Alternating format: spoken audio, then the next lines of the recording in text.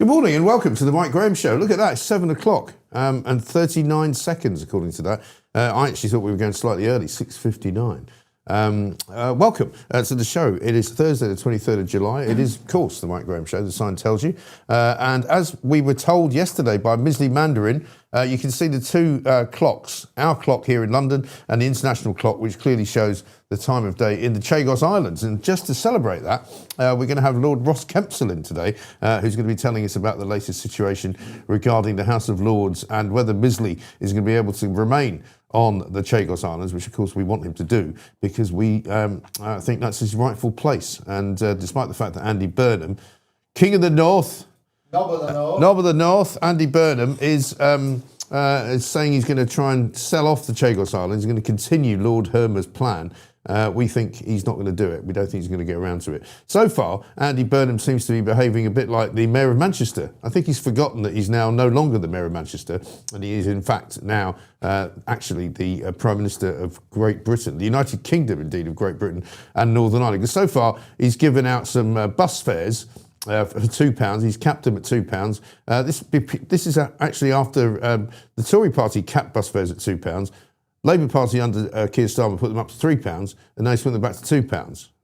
So I'm going to make a noise, which every time we mention Andy Burnham, there's a Burnham alert going on, right? I wonder if this should be a part of the Burnham alert, which is beep, beep, beep, beep, beep, beep, beep, beep. You know he likes the letter B, don't you? Beep. He likes the letter B. Beep. He likes the letter B. Beep. It's not me. I haven't gone into some kind of robotic trance. I'm just saying, Andy Burnham seems to like reversing, and he seems to like buses, and he seems to like backtracking. So, you know, Crasham and Burnham, says Marie Kelly. Got a great, a really fantastic Burnham Alert nomination yesterday, which we might be ending up using, but we're still asking for you to send yours in because, of course, it goes to info, is it, at uklive.co.uk.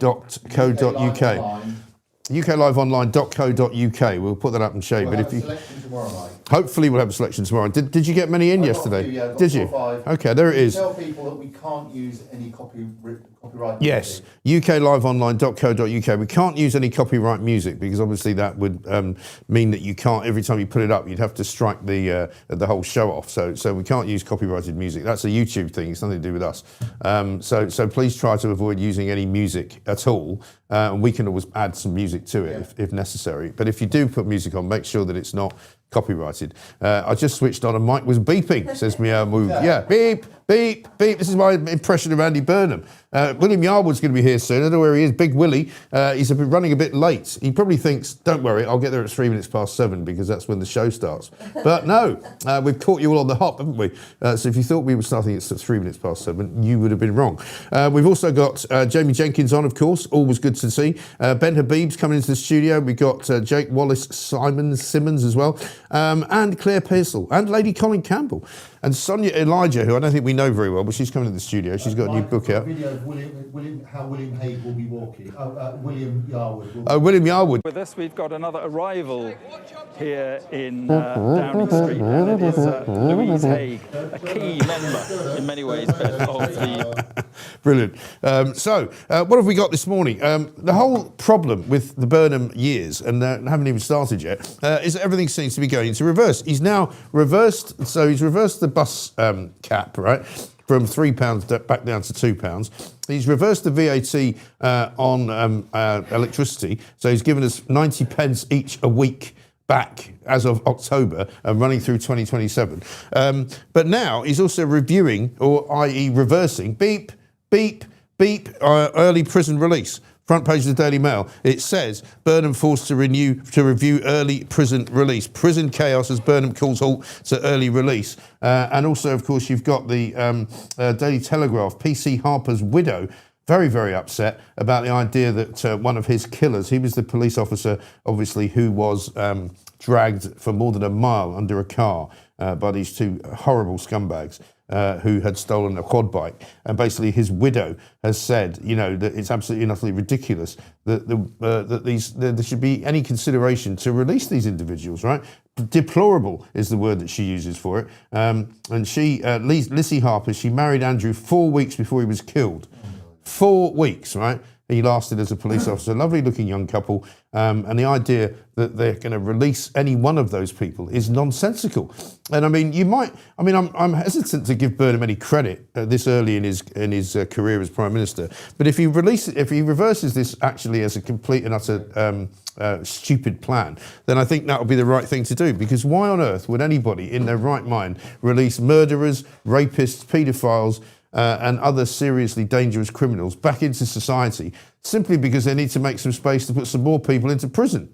Stephen Barrett, the lawyer, was talking yesterday about how performative this whole government has become. Everything they do seems to look like it's something that it isn't, right? They tell you, for example, they're going to do away with the old digital ID. Well, everybody knows that's not actually the case because they're carrying on with so many parts of it that it's absolutely and utterly ridiculous to make out that we're not going to be having to do it, because you will have to do it. The other big story this morning I want to talk about is Gary Lineker. Gary Lineker is on the front page of both the Daily Star and the Daily Mirror because he's come out and said that he thinks it's a good idea that we should all pay more tax, right? Former England striker Gary Lineker is among those calling for a wealth levy. He said, "I'm proud to stand with people who want to live in a more equal society." Really? An equal society? A group called Patriotic Millionaires wants a 2% tax on the assets of people worth more than 10 million. And the headline says, "Make us pay more tax." Why? I don't want to pay more tax. How about the government wastes less money? That would be a much better way to go, wouldn't it? So we've got a poll. I don't know, Charlotte, if we've got the poll ready, have we? Poll says, who is your favourite Gary? Is it Gary Glitter, Gary Lineker, Gary Neville, or Gary Gilmore? Bizarrely, Gary Gilmore's coming up as tops at number 74%. Yeah. That's extraordinary. Call last line though, Mike.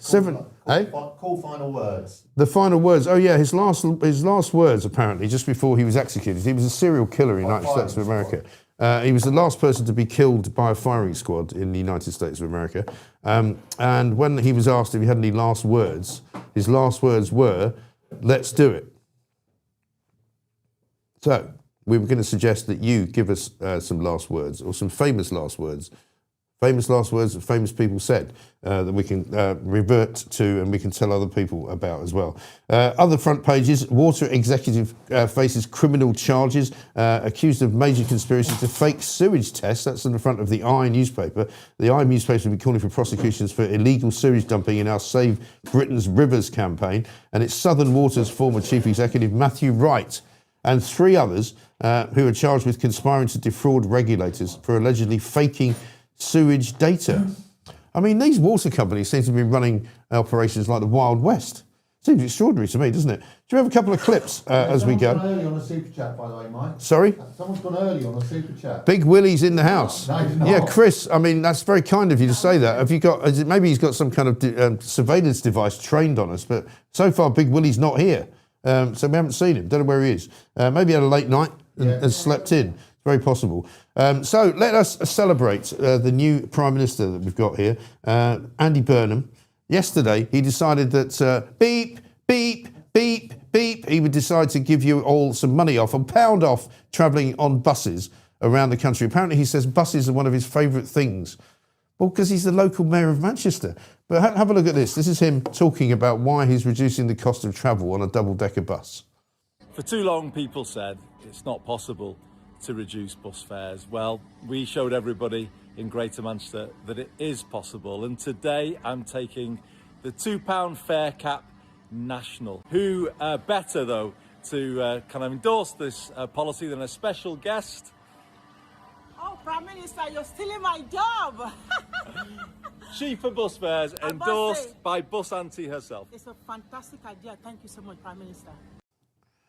Sorry, I don't know who that bus auntie woman is. Are we supposed to know who that is? No. Is she some Manchester thing?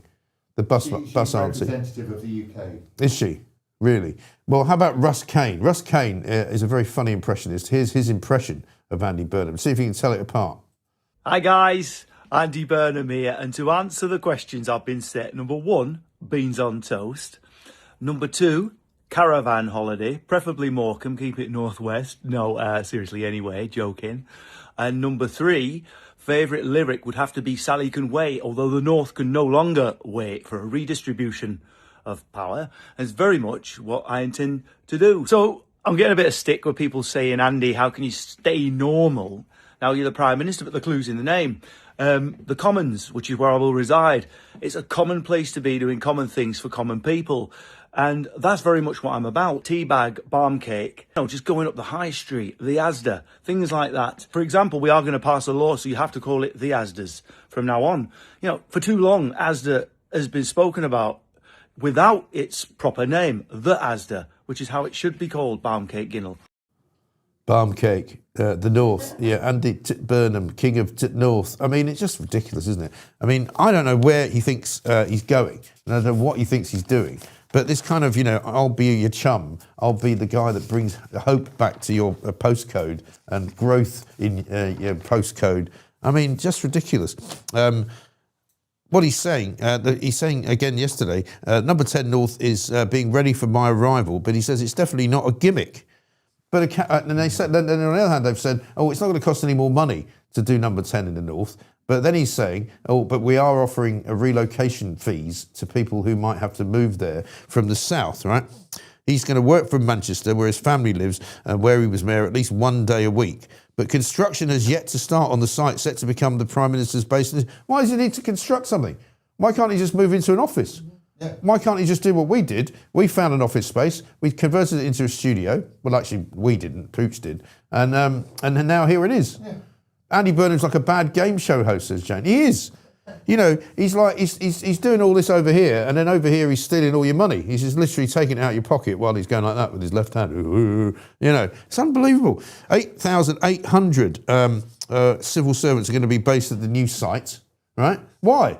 Why does he need 8,800 people? I mean, what would you do with 8,800 people? And they're all being offered cash to switch. Downing Street says it's standard practice. Unbelievable. Where's the cash coming from? Well, I mean, I think the cash is going to be coming from you and I's pockets. What about something from On the Buses, says Lulu as a super chat. That's a good one. That's a tune. I suppose we couldn't play the On the Buses theme tune, could we? No. Just realised I hate Gary's apparently looking at this poll. As bad as the woke lefty communist plonkers Lineker and Neville are, it has to be glitter. Well, this is another good question. I mean, can you think of anybody that you like called Gary? Gary Cooper. Gary Barlow. Gary Barlow. Gary Cooper. High Noon. Gary Cooper was a great actor, but we don't know much about Gary Cooper, though. I mean, you don't know much about his private life, do you? His name, he wasn't called Gary Cooper, he's from Gary, Indiana. He was one of the first people to really? be called Gary. So he's not actually called Gary Cooper, well, he then? is now. No, so that's not his real name, right? I think I've got a funny story about Gary, Indiana, because I was once sent to do a story. It was Gary Gilmore's last words, "Let's do it," which became Nike's slogan, "Just do it," says DMAS. That's interesting. That's a fact, apparently. Yeah, I was once sent to, I think it was Jackson, Mississippi, right, on a plane by the people I was working for at the time, who said they wanted me to do a story on Gary Hart, right? And I got to Jackson, Mississippi, got off the plane, made the check, because in those days you used to make a check call, because you didn't have a mobile phone. So you'd find a pay phone, make a check call, say, right, here I am, I'm in Jackson, Mississippi, because it was one of those where I'd got a note overnight just saying, just get yourself to Jackson, Mississippi, and we'll tell you what to do when you get there.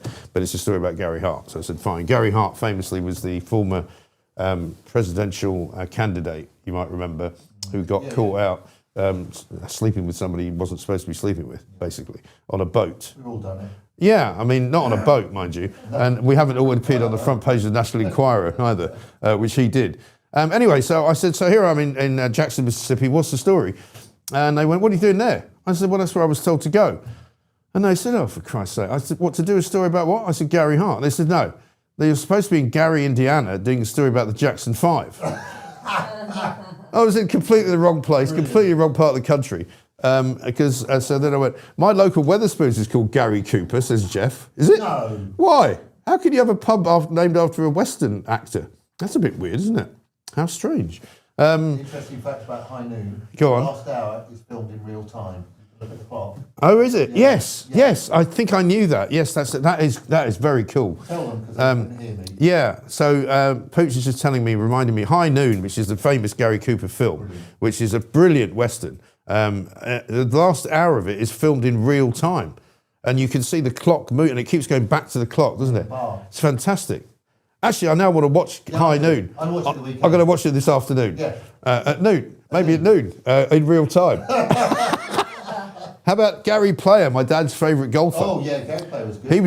He was a good. My goat is called Gary, says Good Perry. You got a goat? What have you got a goat for? Gary Baldy. How about that for Mayday? Yeah, well, Gary it's Baldy. one for Pooch. He'll like that one. Also, somebody said Gary Coleman. Remember him? Yeah. From Different What Strokes. you talking about, Willis? Yeah, Rich. I wasn't expecting this to go down the Gary route, but here we are. I quite like it. Sadly, I share the same Christian name. No wonder it is becoming extinct. I probably have to say Gary Wilmot or Gary Kemp are probably the best bet. You mean it's nice Garys? Who's Gary Wilmot? He was he's is he an actor or comedian? I'm not sure. Oh, I don't know. Don't know.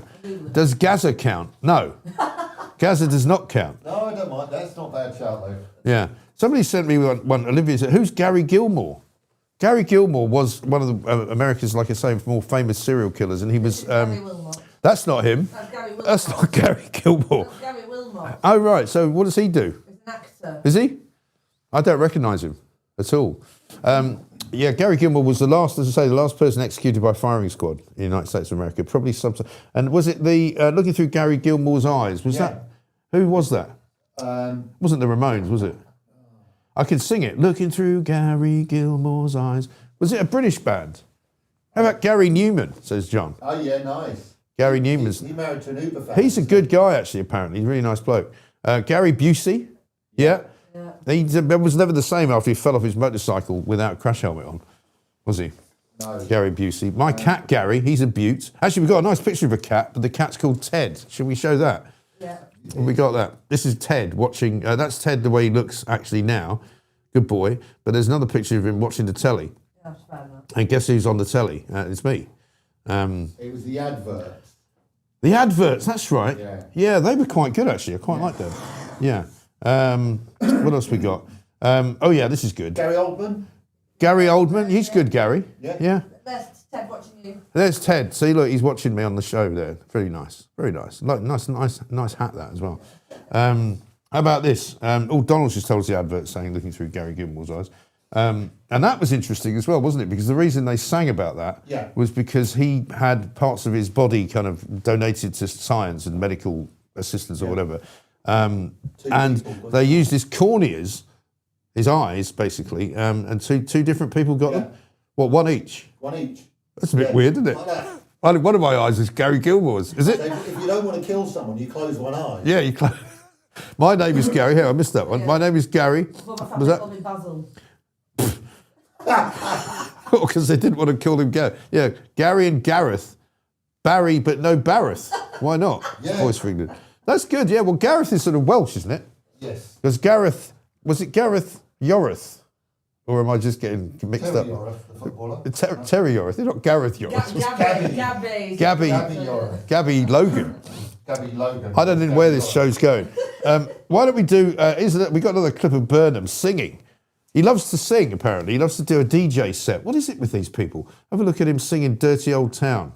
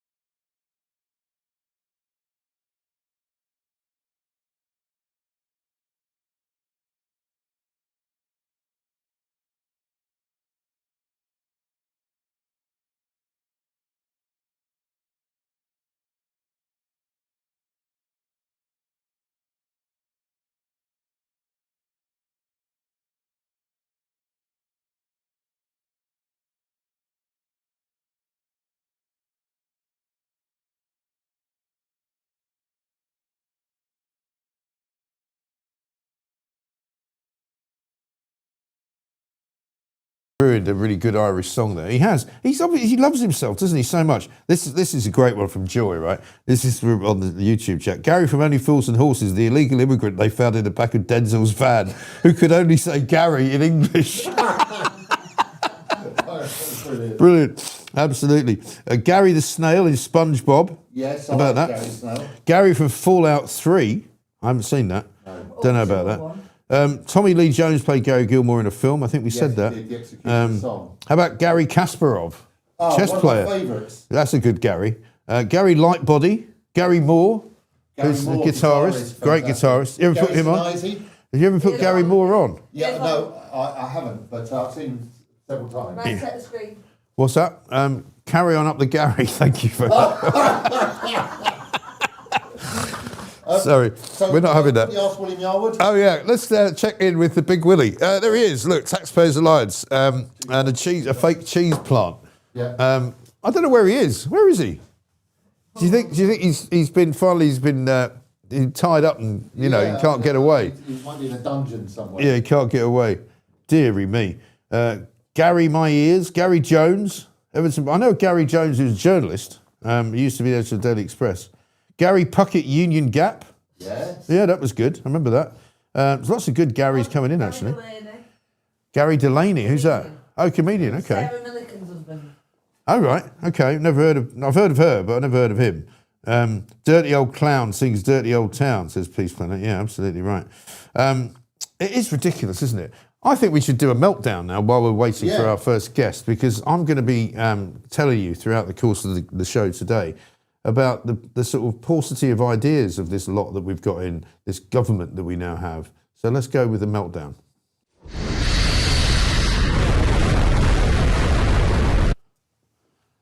So Andy Burnham has been Prime Minister, since Monday?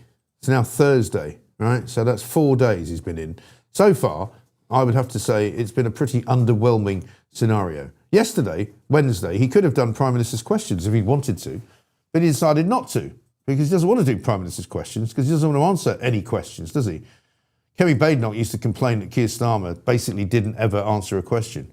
At least he took the question. We've got Andy Burnham now, whose only questioning, really, has been done by Gary Lineker. Gary Lineker is the only person who's interviewed him properly. Andrew Marr had him on for a brief sojourn on LBC. But otherwise, he has not been interviewed by any decent journalists. He hasn't gone to see Andrew Neil, he hasn't gone to see Piers Morgan, he hasn't come here. I don't think he will be coming here. It looks as though he's not going to go anywhere near GB News.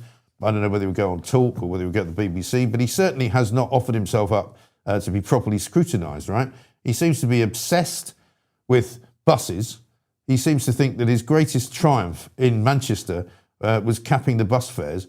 But the problem with capping the bus fares was it cost about 100 million quid of taxpayers' money. And also, all of that money came from central government. So it didn't cost the people of Manchester particularly anything, but it did cost the rest of us.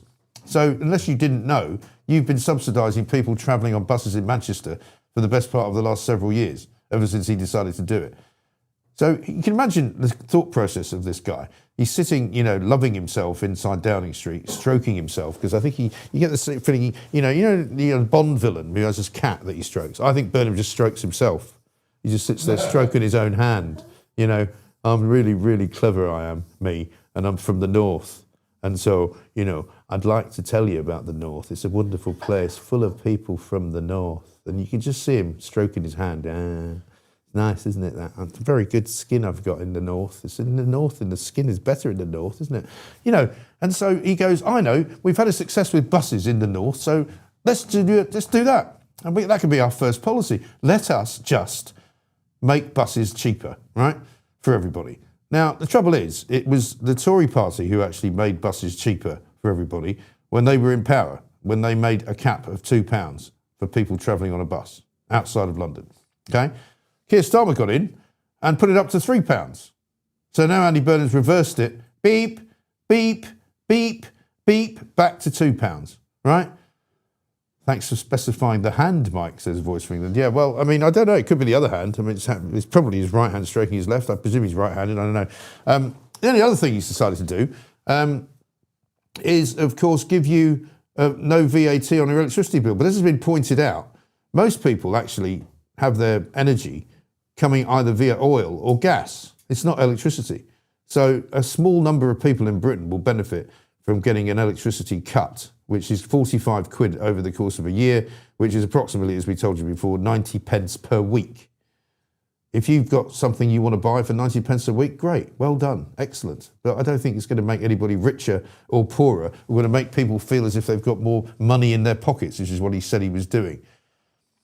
Gavin says, dirty old town is actually about Salford. Yeah, well, that would be right. It is a pretty dirty place. So basically, hardly anybody's going to benefit from the 90p a week because gas prices are up. I was driving in this morning, I stopped at the petrol station, put petrol's back up to 159.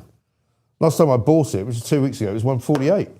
So if you're heating your house with oil, which a lot of people do, that's going to be more expensive in the winter. If you're heating your house with gas, which is what most people do, that's going to be more expensive. And he's not going to give you any money. So again, I was listening to that idiot Jonathan Reynolds this morning. He was out and about talking to the BBC. He's the new business secretary again, having been fired from being the business secretary before on account of the fact that he lied about being a solicitor for 10 years, right? So he's now saying this is an indication that the government wants to put money back into people's pockets. But except it's not true. And this is the theme that we're now going to have. As Stephen Barrett said yesterday, the theme of this government is that they're going to tell you one thing, but they're going to do something else. They're going to tell you that digital ID is no more, when in fact they're continuing with the programme of digital ID. Almost everything is in place for digital ID to work, apart from one thing, which they say they're now not doing. But if you want to log into Companies House, if you want to log into the DVLA, if you want to log in to see what your tax situation is or your pension, you're still going to need a digital ID. So the idea that that's gone is a complete nonsense. Now, in the next reversal of fortunes for Andy Burnham from Titnorth, beep, beep, beep, beep. Oh, let's reverse the early prison release scheme, which was associated with the last Justice Minister, David Lammy, and the last Home Secretary, Shabana Mahmood. Oh, no, hang on. Shabana Mahmood's still the Home Secretary. So apparently, this idea of releasing people, including the killer of Andrew Harper, the police constable who was killed just 4 weeks after getting married to a beautiful woman called Lizzie Harper, dragged under a car for more than a mile, right, after these two scumbags stole a quad bike and he chased them. Basically, she says two of her husband's killers are due to be freed early. She accused politicians of making decisions from behind a desk that will have real and lasting consequences for victims, families like mine. Who in their right mind would think it's a good idea to release dangerous criminals, right? Rapists, murderers, paedophiles. I'll tell you who thinks that's a good idea. Labour. Because they think they should make more space in prisons. Instead of building more prisons, they want to let more people out of prison. It's insane. So now he's reversing it. So what we've basically got here, what we're going to have as we go into a summer recess where Andy Burnham hasn't spoken to anybody, hasn't revealed his policies on immigration, for example. The first migrants arrived in Britain yesterday under Andy Burnham's watch, so nothing's changed there. In fact, now there's a super dinghy coming our way, which has got over 100 people on it. So what we're going to have is Andy Burnham telling you that he's going to reverse every single policy that was made by the last government, which is effectively the same as this government. So what on earth is going on? Beep, beep, beep. It's ridiculous, isn't it? Burnham has made a complete rick, I would say, of the first week of his tenure. I don't have any hope that he's going to do any better. He says he's going to put hope in all our hearts. You might as well say you're going to put the Pope in all our hearts. Burnham the bus wanker, says Mr. Fish and Chips. Nice. I mean, yeah, absolutely right. I love buses, me, he said. He made that clear yesterday. It's one of his favourite ways of travelling. Well, that's good. Is he going to travel on the bus between number 10 North and number 10 South? Is he going to get on a bus? Is he? Don't think so. Is he going to get on the Burnham tour bus? Yeah, right. He's a very odd bloke. He's a very strange man, and I think he's going to be an absolute and utter disaster, as we said before. So reversing is not the way forward, is it, Andy? There's my meltdown.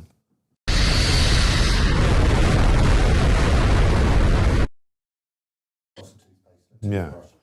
Yeah, absolutely right. Should we get some news with Edward Hughes? Surprise guest first. Surprise guest? Yeah. Oh, we've got a surprise guest. Yeah. Donald McLeod. Hiya.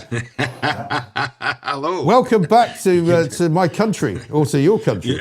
Yeah, your country, just your country. Have you finally stopped being on holiday? Yes, finally, and it's been very, very depressing. Yes, has Coming it? back.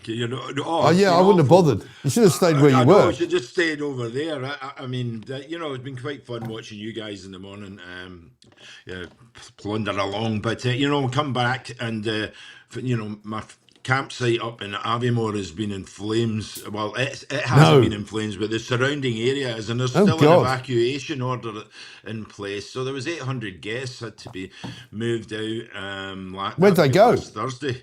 Well, they've got camper vans, aren't they? So they've all toddled off, most of them. Yeah. But we can't get any new customers. And there's still, I mean, there's some bits that are still smoking away Right. up in the hills.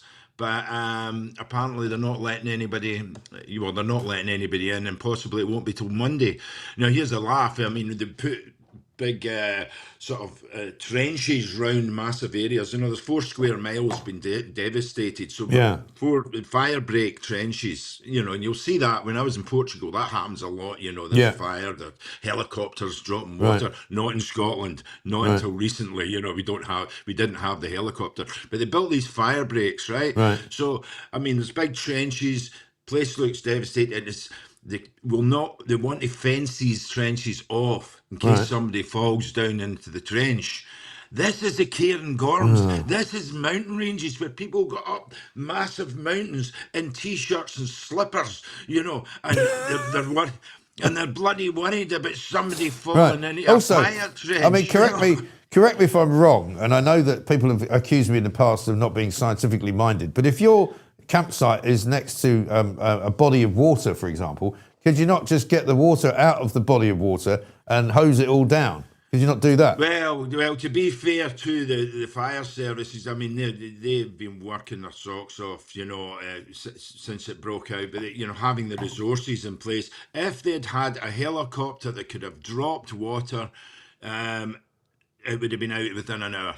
Yeah. But the 2 helicopters that do that, private contractors, were getting used around the Manchester area because there was massive fires down there in the Oh, I saw those, yeah. In marshlands. fact, my son Yeah. took a picture out of the window of his flat because you could see the moors on fire.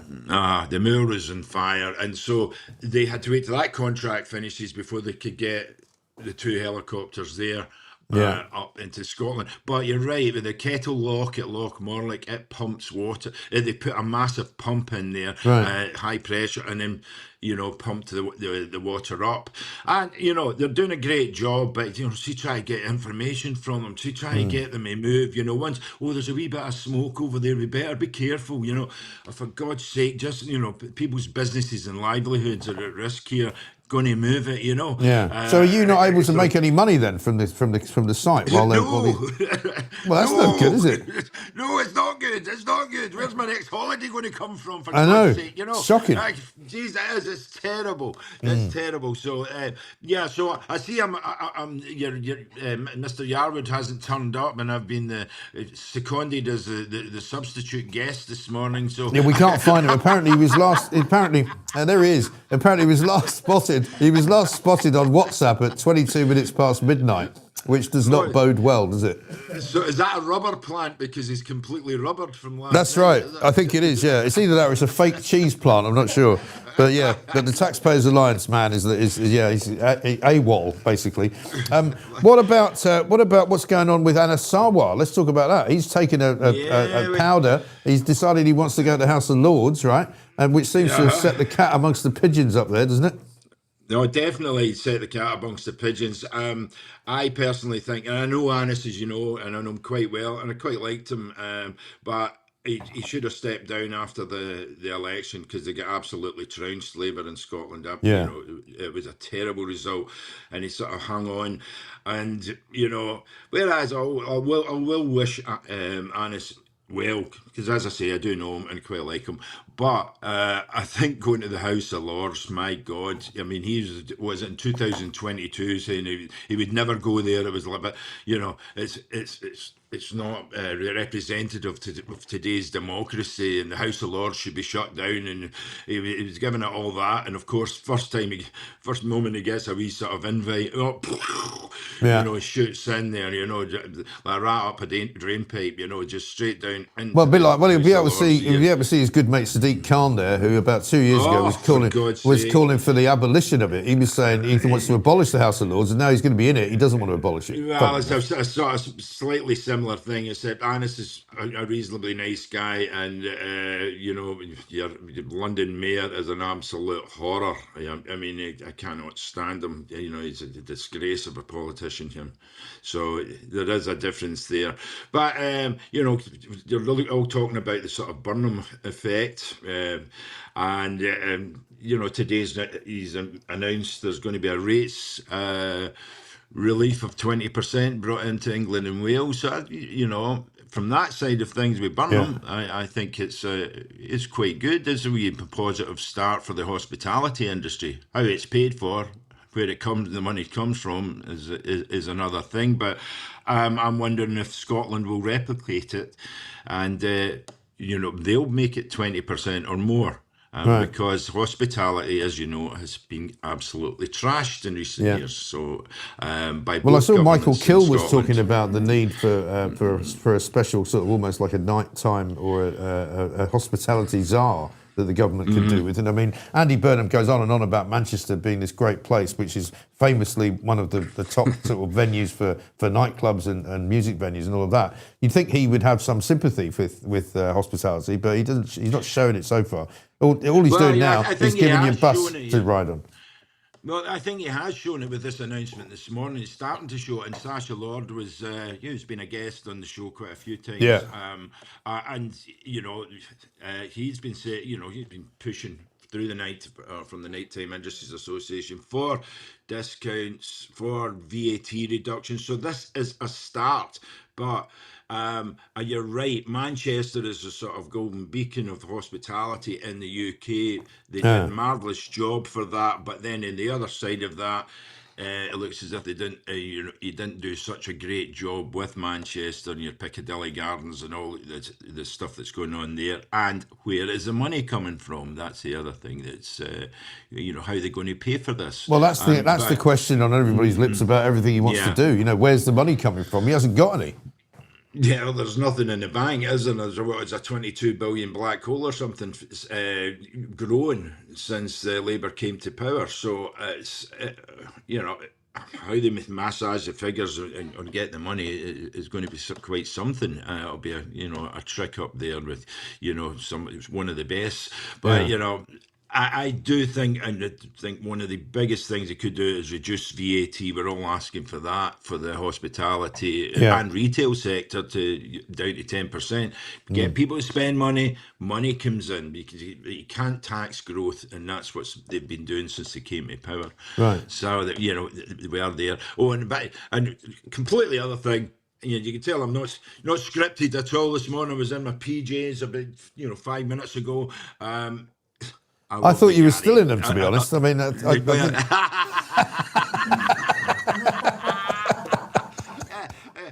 got the silk bottoms. there you go. Brilliant. Well, I'm glad you're wearing something on the bottom, so, you know. Well, if it wasn't my silk undies, you know. Yeah, could be worse. Remember that guy in the COVID times when they used to do all those Zoom calls into Downing Street, and there was a guy from The Guardian. And while he went to him, it was his turn to ask a question, and he stood up, and he wasn't wearing any pants.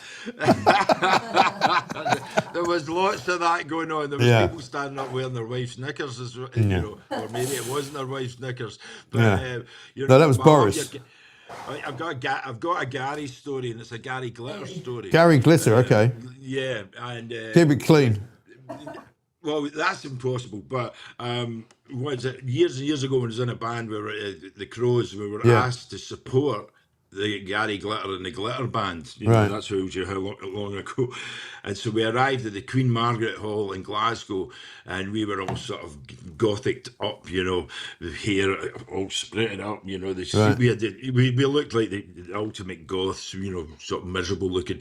And we're waiting backstage, and they say, right. And we didn't see him sound check or anything like that. And we had sound checked, and we went on stage. Now, behind, as we're going on stage, there was this tent backstage, a circular sort of tent. And we're going with lights around it, and we're going, what's that? And as we go through, this man, this freak of nature, opens the door and sticks his head out, bald, with a net on his head, and with lipstick and everything, and went, "Hi guys, have a good gig." And we went, and here it was Gary Glitter. Oi. And we Yeah, 'cause he was bald, wasn't he? Oh yeah, that's right. So Gary Glitter nearly put us in the shitter because we were like that. What? The fuck? You know, and we went on. We played our gig, but the crowd weren't interested. Right? So he comes on. Right? Eventually. Yeah.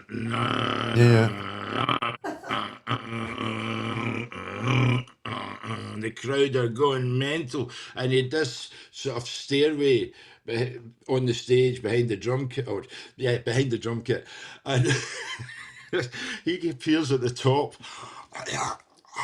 and clumps down in these huge platforms. Yeah. But as he's walking down the stairs, he had this foam padding in his, up The his silver glitter shoulders. suit and all that. Yeah. And it started to slip out, each bit coming out, and it made it look as if he had a big pair of tits, right? And we were just falling about laughing, And then he started doing that with a microphone, throwing it about the place are going, well, it turned out that after it, the tour manager tells us on the last tour, they tied a wire to the mic, an invisible wire. So when he threw it that way, when he went that way, they pulled it that way, and he'd catch it. Then he'd pull it the other way, and he'd catch it. Right. And he actually thought, he did say this, that it was his own mental mind that was creating this. He knew he was making the microphone go from one arm to the other. Oh dear. He had this sort of Megatron type mind. So there we go. That was my Gary Glitter experience. So, I mean, I was going to ask you who He you... didn't molest me or anything like that. No, well, that's thank God for that. I was going to ask you who your favourite Gary was, if you have one, but I don't know if you do. I suppose well, there was a Glengarry in Scotland, but no. Well, Glengarry Glen Ross was a great movie, wasn't it? Glengarry Glen Ross, that's right. But my favourite Gary, I think, is Gary Oldman. Gary Oldman, yeah, I think so. The Slow Horses is absolutely fantastic and brilliant. Love it. Great stuff. All right.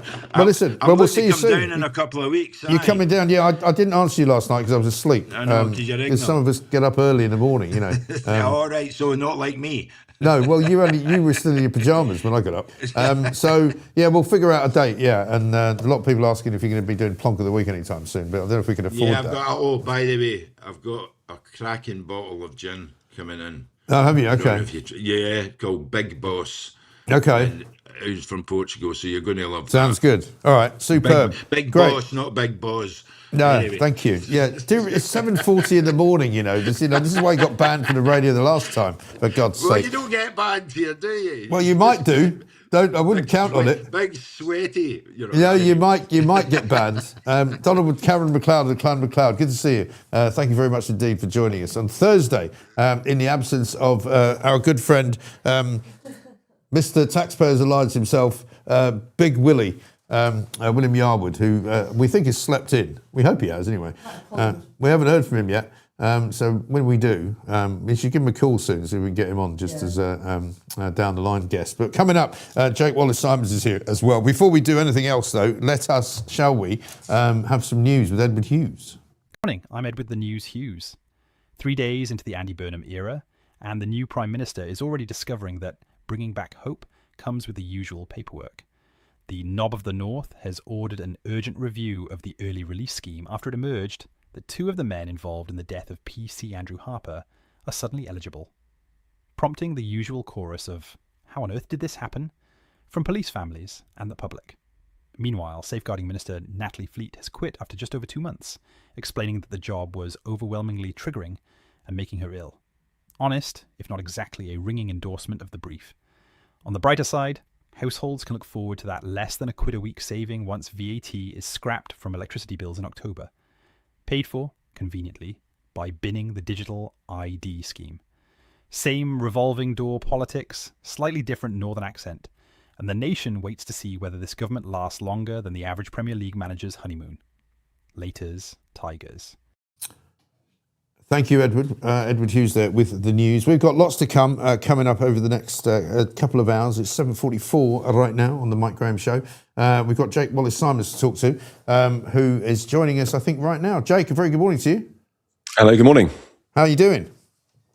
Not too bad, thank you. Yeah, I'm all right. Not in my pyjamas, so I think I'm doing that's good. That's always a good start. And you're also here, which is also a very good start. Are you basking in the glory of the new northern-friendly Andy Burnham, or like me, are you concerned that he's just now going to reverse everything that the last lot did?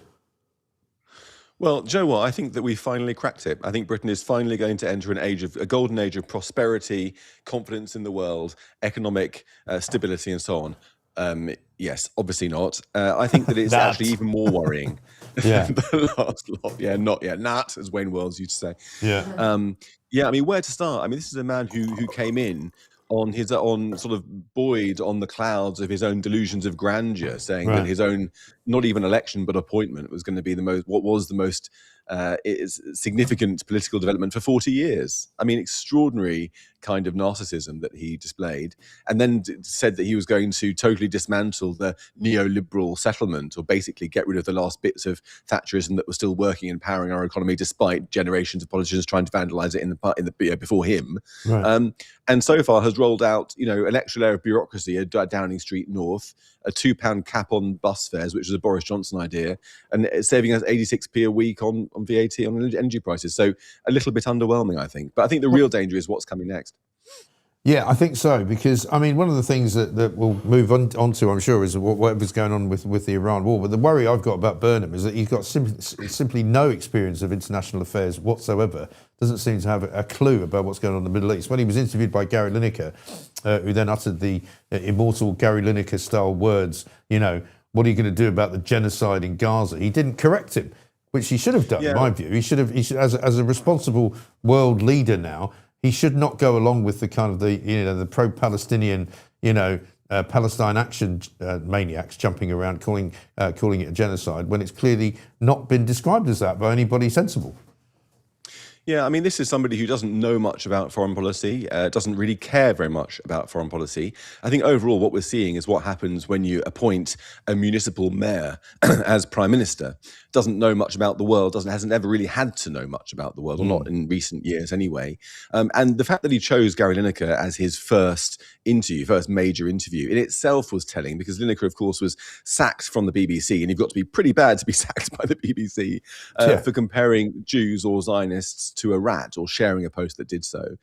So choosing to be interviewed by him itself was a statement of intent. And he then went on to say that he thought that Labour had got it wrong by supporting Israel too much. Now, this was the government who recognised the state of Palestine while Israeli hostages were in the tunnels without asking Hamas first to release them. Hamas congratulated them for doing that, calling it the fruits of October the 7th. Yes. And that, for Burnham, was too much support for Israel. So he is going to be pulled from pillar to post by the Israelophobic left and the Islamist left of his own party, which he's trying to appease, obviously, because they're being hemorrhaged to the Greens. And that seems to be his game plan. And he's continuing this trend by appointing Ed Miliband as Foreign Secretary, somebody who knows possibly about as much about foreign policy as Burnham and has shown about as much interest in it.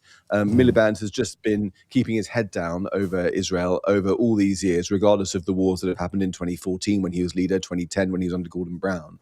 And under Jeremy Corbyn, of course, Miliband didn't take any kind of principled position. This is one of Britain's most prominent Jewish politicians, didn't resign, didn't speak up, kept his head down on the back benches and rode it out. So he doesn't really have any principle on the matter either. So I think we're set up for a situation where both our Prime Minister and our Foreign Secretary are just going to be kowtowing to what we can call domestic political concerns, using a euphemism, over Israel, and throwing the rest of the country, particularly the Jews, and our national self-interest with our allyship with the most powerful and only democratic country in the region under the bus in the process.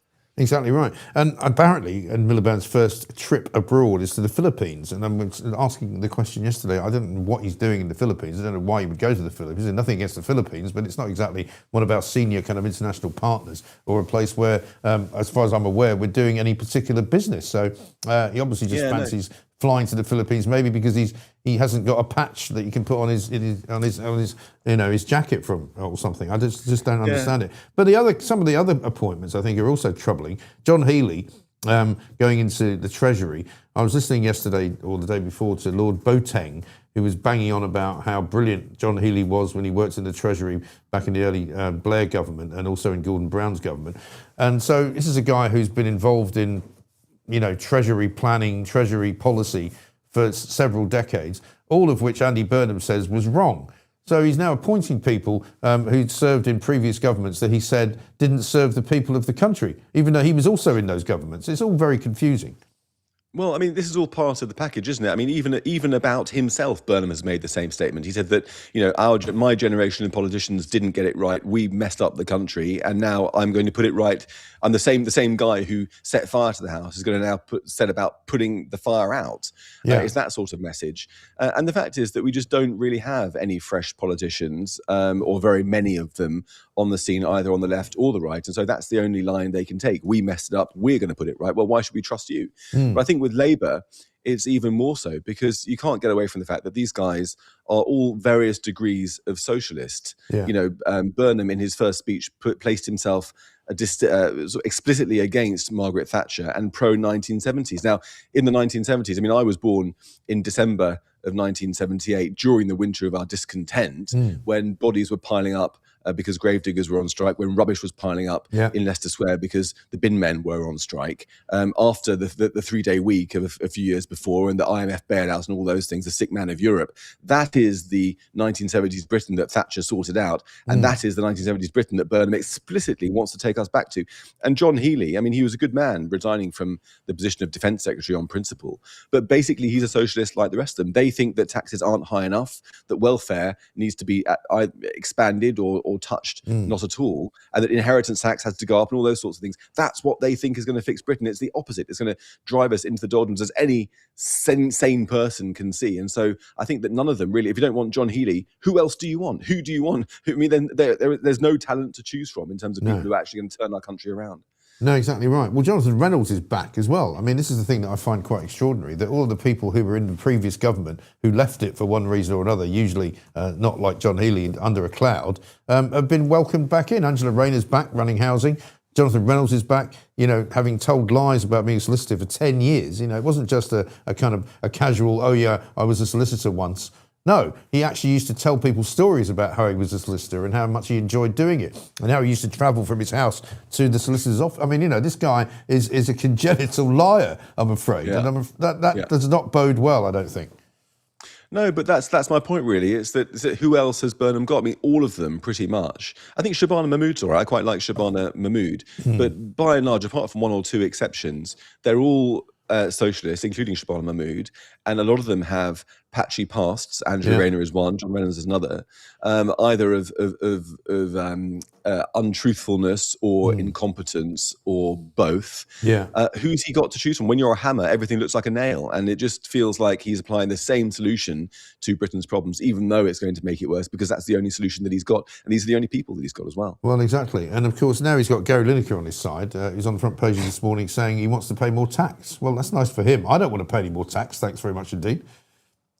Yeah, well, Gary, quite exactly. I mean, that just underlines the total gulf between people like Gary Lineker right at the top and ordinary men and women of our country. For Gary Lineker, the most important issue is Gaza and migration, and he loves Andy Burnham, and he's got enough money to want to volunteer to pay more taxes. For the rest of us, that's an entirely different country. Well, I mean, as many people always say, it's a very wealthy characters. Dale Vince is another one. If you want to pay more tax, there's nothing stopping you from doing it. If you'd like to send, a large amount of money to HMRC, you're perfectly entitled to do so. You don't need to be given a bill by HMRC. You can voluntarily up your case. And this is a good point from Bracken there. Sorry, can I just have that back? Didn't Gary Lineker win a court case with HMRC for £4 million in unpaid tax? I think he did, didn't he? That's right. Yeah, I mean, these people, of course, they're hypocritical. A lot of it is about I mean, all of their politics is about narcissism. It's not really about real life positions or even positions of right and wrong. It's about what can I say that's going to give me a boost in popularity of the people I'm talking to, whether they're in politics or not. And these beliefs are, they've been called by Rob Henderson luxury beliefs, because you've got to have a luxury lifestyle in order to afford these kind of beliefs, to put across these absurd set of priorities that is more concerned with Gaza than Gateshead. There's more concerned with raising taxes and cutting them and easing our burden. You've got to have a luxury lifestyle in order to not care about defence, in order to not care about the massive welfare bill, because I'm all right, Jack, and my politics are all about my own reflection rather than solving real problems in the country. Absolutely. And the latest kind of upcoming U-turn, I've been sort of making the bus noise when it reverses, because that's now going to be the kind of the clarion call for Andy Burnham's policy. Beep, beep, beep. He's now talking about reversing the early release scheme, which I was never in favour of in the first place, and which has now been heavily criticised, not least by the widow of PC Andrew Harper, because it now looks as though, and I think I see a pattern emerging here, that he's going to start reversing things that the last government put into place, which effectively means we've had 2 years of a wasted kind of government, haven't we? Well, I mean, there is that small point. Yeah, I mean, digital ID cards is another one that Keir Starmer was implausibly keen on, and now Andy Burnham has trashed. But I think that early release scheme is a very good example, because this is a man who professes to have these grand visions for reversing neoliberalism and bringing us back to the 1970s and a 10-year plan for Britain, which sounds rather sort of Marxist or Stalinist even. And yet, when he talks about scrapping the early release plan, he hasn't got any ideas, apparently, for how to deal with prison overcrowding. I mean, the reason why prisoners are being released early is because the prisons are overcrowded. If you remember, one of the worst things that Starmer did very early on in his presidency, his prime ministership, was to release loads of prisoners willy-nilly. And you had all those scenes of I remember the day he did it, because I was still at Talk, and we had a camera outside Brixton Prison, I think it was. People coming out, hugging each other. There was guys coming out, getting into Lamborghinis, into Rolls Royces, opening bottles of champagne. I mean, it was unbelievable, wasn't it? Yeah, and I saw it down the road from me where I live in Winchester. People just standing, looking bewildered with all their stuff in a bin bag, not believing that they'd actually freedom, that it was some kind of mistake. So those are the measures that Starmer had to go to deal with overcrowding. Burnham is saying he's going to reduce or abandon the early release scheme without any solution for the root of the problem, which is the overcrowding. So building more prisons needs to be done, but where's the money going to come from? That takes many, many years. That's the only way to solve this problem in the longer term. And so it's short-term thinking for political gain that doesn't amount to the real change that the country needs, or even the real change that Burnham so mistakenly wants. No, absolutely. Jake, good to talk to you. Thank you very much indeed for joining us. Jake Wallace-Simons there, reporting into us on the reversal of fortunes that we're all now having to go through, because it seems as though almost everything that Keir Starmer did will be undone by Andy Burnham. And you have to say, well, what was the point of the last 2 years then? If that was how useless the government was, and we knew they were useless, and I said that they wouldn't last, and I knew that Starmer was going to be kicked out, which he now has been. But as we also predicted, Andy Burnham, who has no experience whatsoever of international affairs, who doesn't seem to know his backside from his elbow, if you'll pardon the phrase, and who's now entered into this kind of bizarre bus reversing strategy. Beep, beep, beep. A couple of super chats. I think, is Ross Kemp still here? No, James coming on next. Jamie Jenkins. Okay, well, tell you what, why don't we do a few super chats and the news, shall we? No Big Willie. A question for Big Willie, Mike. Does he always come late? Says Chris from North.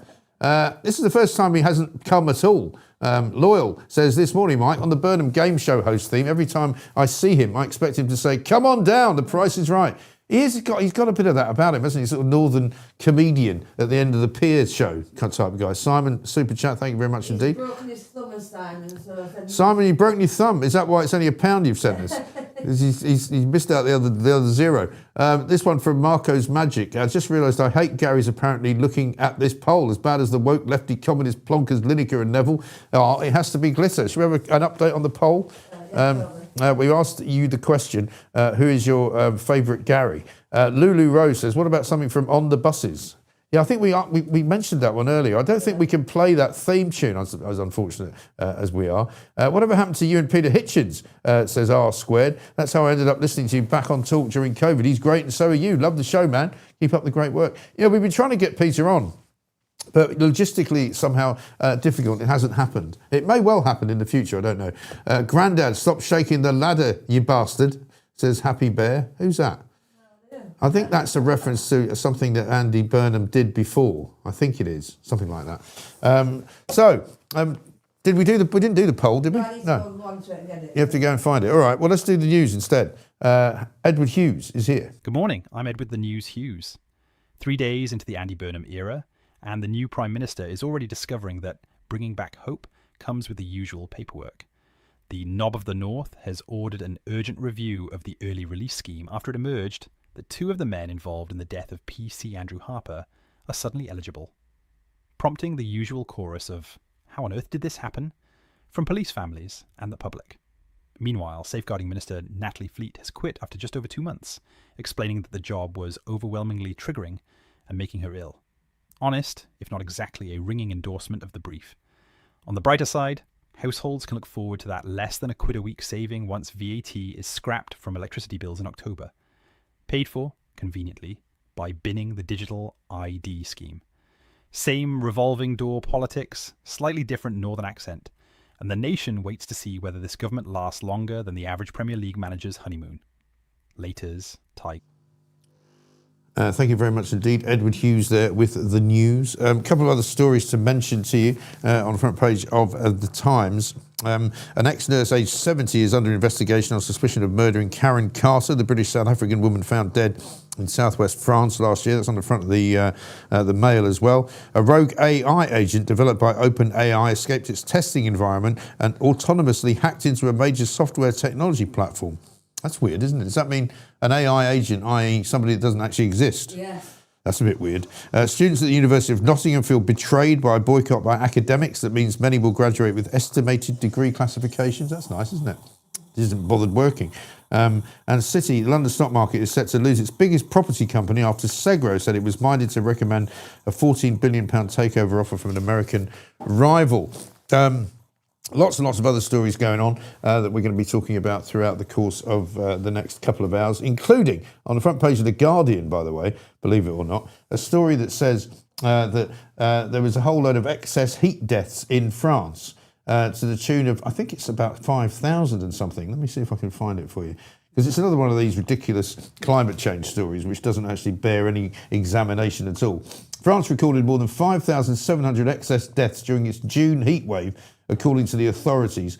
They say swathes of southern Europe continue to endure another record-breaking period of extreme temperatures, and they say that all sorts of people, half of the unprecedented total were recorded between 25 and 27th of June, with deaths of people aged 75 and older accounting for about 2/3 of the excess mortality. So effectively, quite a lot of older people died, as they tend to do. They're now saying they died because it was hot, but they don't know. Those who lost their lives between the 17th of June and the 7th of July died of all causes. All causes. Well, I mean, that could be anything. Luckily, we've got Jamie Jenkins here, who's a statistical genius, and he can tell us probably how they've arrived at these ridiculous figures. I mean, Jamie, very good morning to you. Good morning, Mike. I know we weren't planning to talk about the heatwave deaths in France, but we had this rubbish the other day in Britain, didn't we? The Met Office saying that 440 people a day were dying because of the heat. And there's no way they can say that that's true.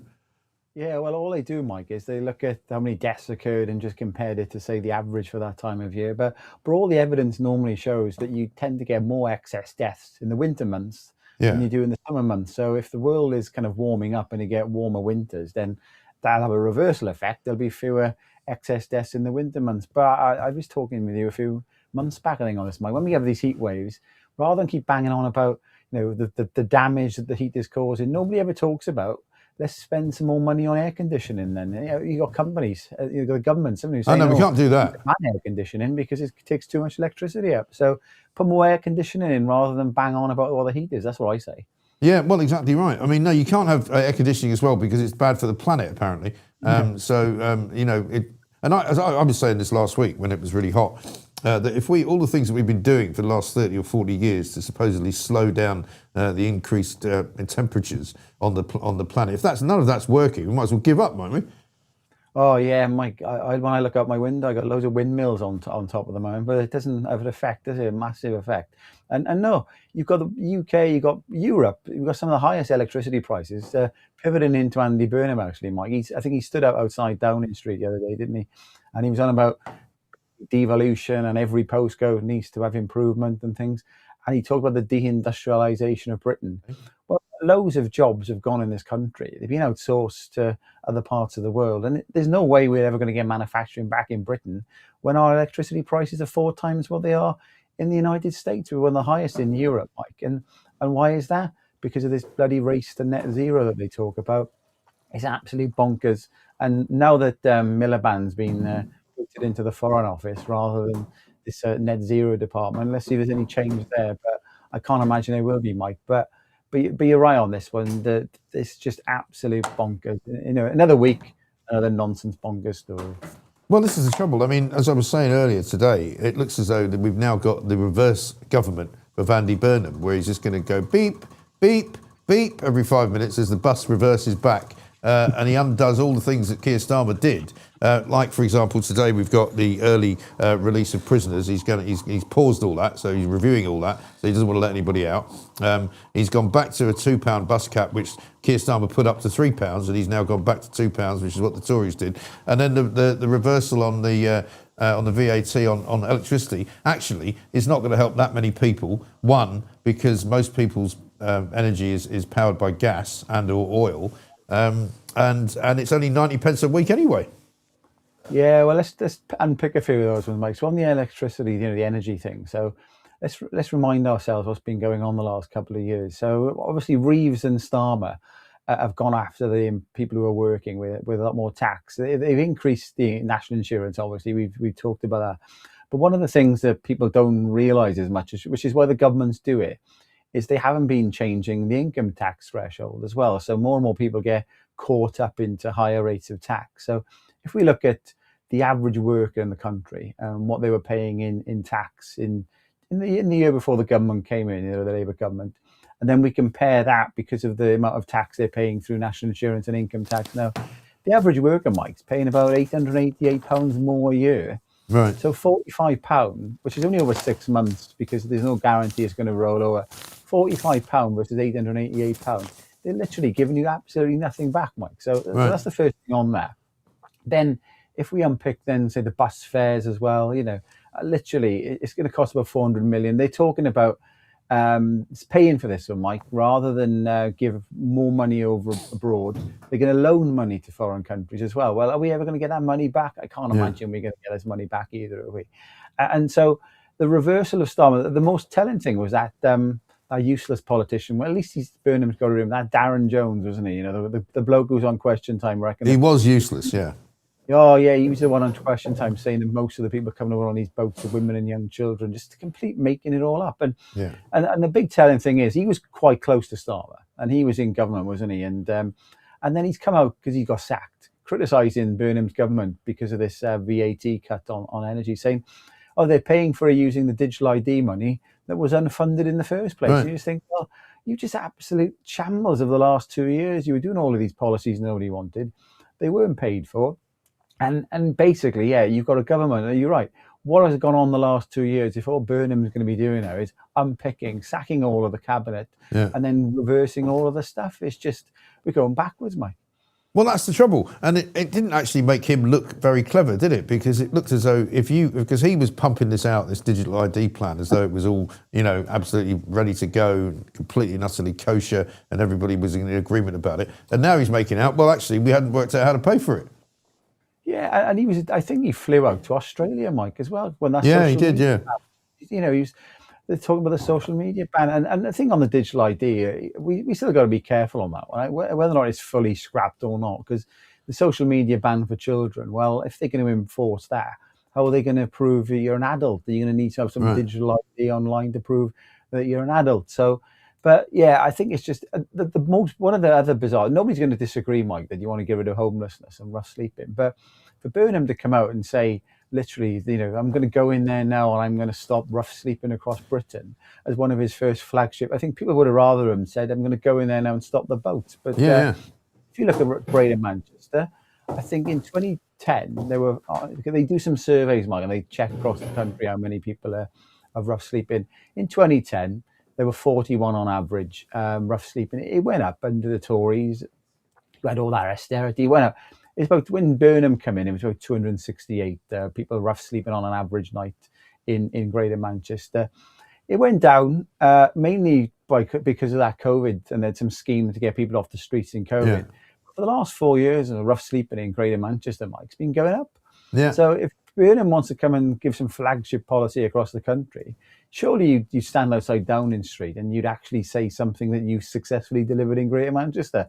The question is, Mike, have anybody come on your show and told you anything that Burnham actually did in Greater Manchester that was any good? I haven't seen anything yet. Well, no, there isn't anything any good. It's all been completely and utterly kind of kiboshed by the lies and the kind of the falsehoods and all the rest of it. Because people tell me that the buses in Manchester don't work very well, in addition to costing 100 million quid's worth of taxpayers' money, which came from central government in the first place, right? The skyscrapers that he goes on about, having seen being built, was nothing to do with him whatsoever. And most of it is also student housing, and most of it is foreign investment, which means the money's going back out of the country. And when you talk about the debt that Manchester is in, 1.3 to 1.4 billion pounds supposedly is the real situation.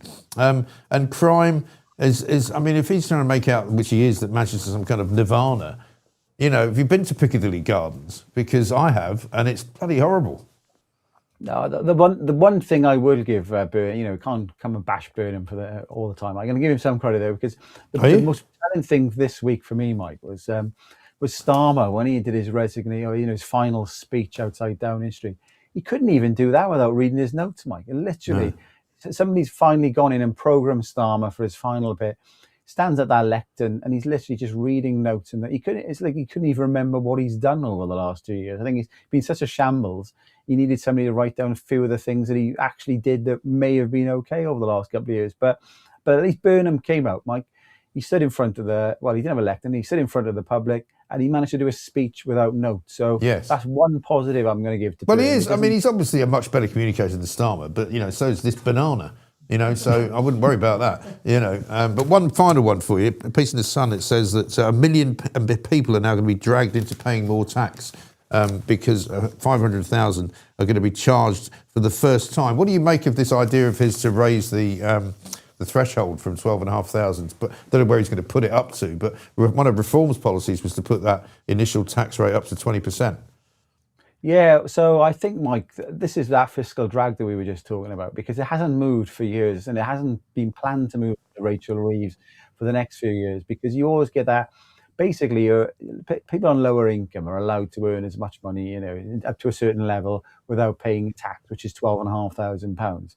But then when you get, obviously, your pay rise, and the pensioners are starting to be caught up in some of this as well. So if you don't increase the level at the bottom, when you get inflation and when your wages go up, normally back in the day, you'd put all the income tax thresholds up as well. And they haven't been doing that. So I'd welcome putting that up, but they'll have to pay for it somehow, because Reeves, literally, all their economic policies were bought off the fact that they weren't moving these income tax thresholds. So if you don't move the income tax thresholds, more and more people get caught up in these tax. And it's not just at the bottom end, Mike. You get a lot of people, especially middle class people, who start getting into that cliff edge of going into the 40% tax. Burnham's talking again of introducing this 50% tax. You've got Lineker, haven't you, that you've been talking about this morning, coming out saying that, we want wealth taxes and we want to pay more tax. And you've touched on it. Lineker, if you want to pay more bloody tax, you can do it yourself. And you had that, I think, comment just now as well. I think so that case that Lineker had with HMRC, Mike. So it was basically, he was claiming he was self-employed when he was working for the BBC and when he was working for BT Sport. So he weren't paying the same amount of tax as what you would pay if he was actually an employee of the BBC. So that was the dispute over this £4.9 million. And I think in the end, it got settled privately. So we haven't got a clue exactly how much tax was paid. But you've got these virtual signatures like Lineker saying we want to pay more bloody tax. Well, you say he can pay as many tax as he wants. But the facts with Lineker is, and you can't argue with facts, is he could have paid more tax and said to the BBC, I want you to treat me as an employee. I want to pay as much tax as I should do from that.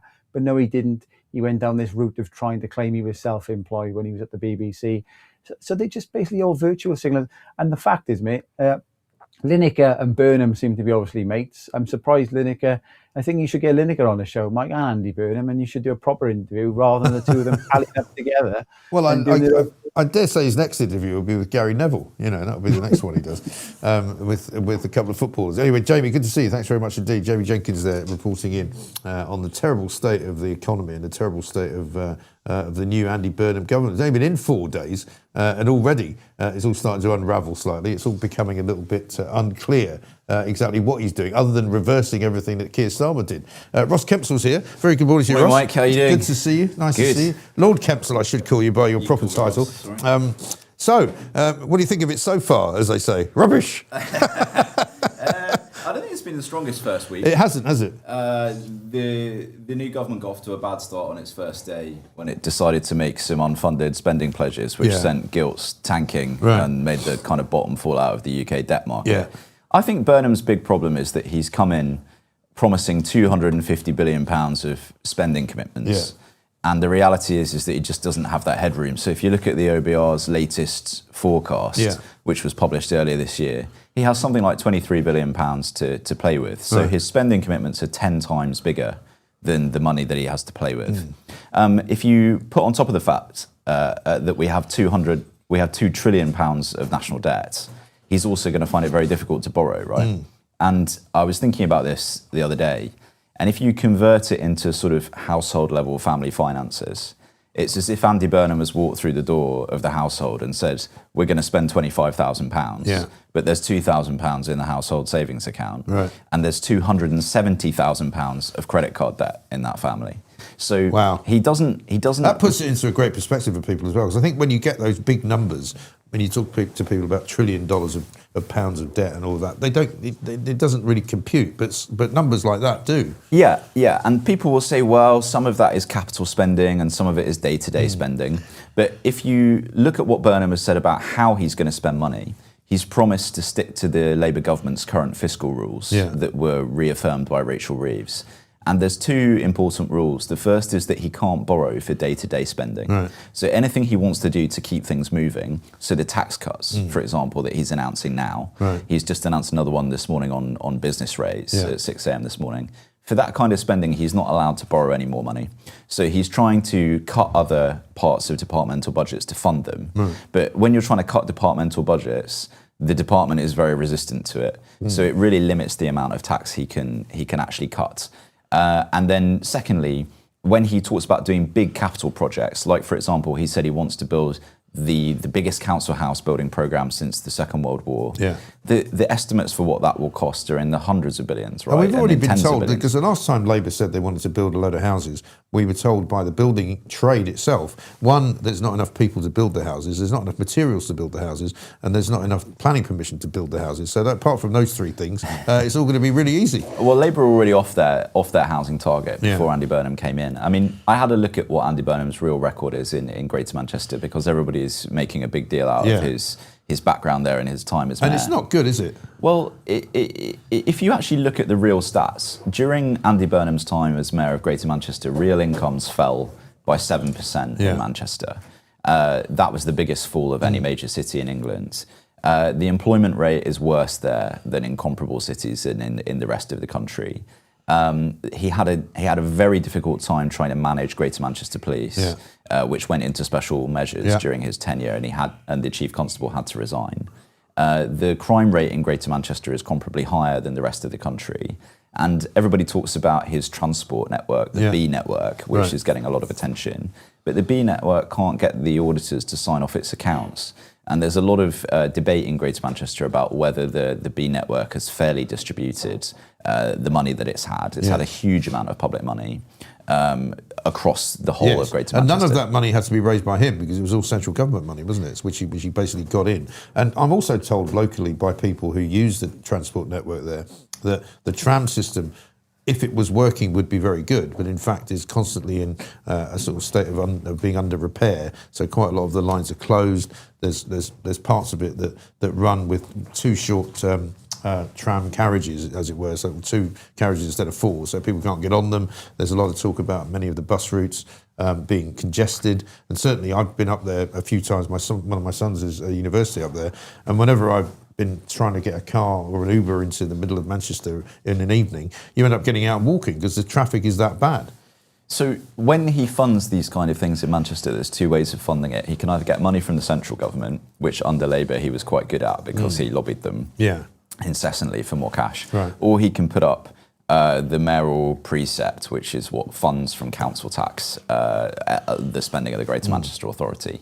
And if you look at what he did with the precept, actually not much of that money ended up going into services. Yeah. A lot of it ended up going to fund mayoral projects. Some people say they're vanity projects to make himself look good. Yeah. So we have to wait and see what his kind of impact will be in the coming weeks. I think the thing that Labour are trying to do is they're trying to wrest back control of government communications. So the reason he's coming out with all these announcements is an attempt to try to take control of the narrative. Yeah. So to be fair to Labour's comms team, for the whole of this week, we've been talking about Andy Burnham's announcements. Yeah. So I think they will consider that.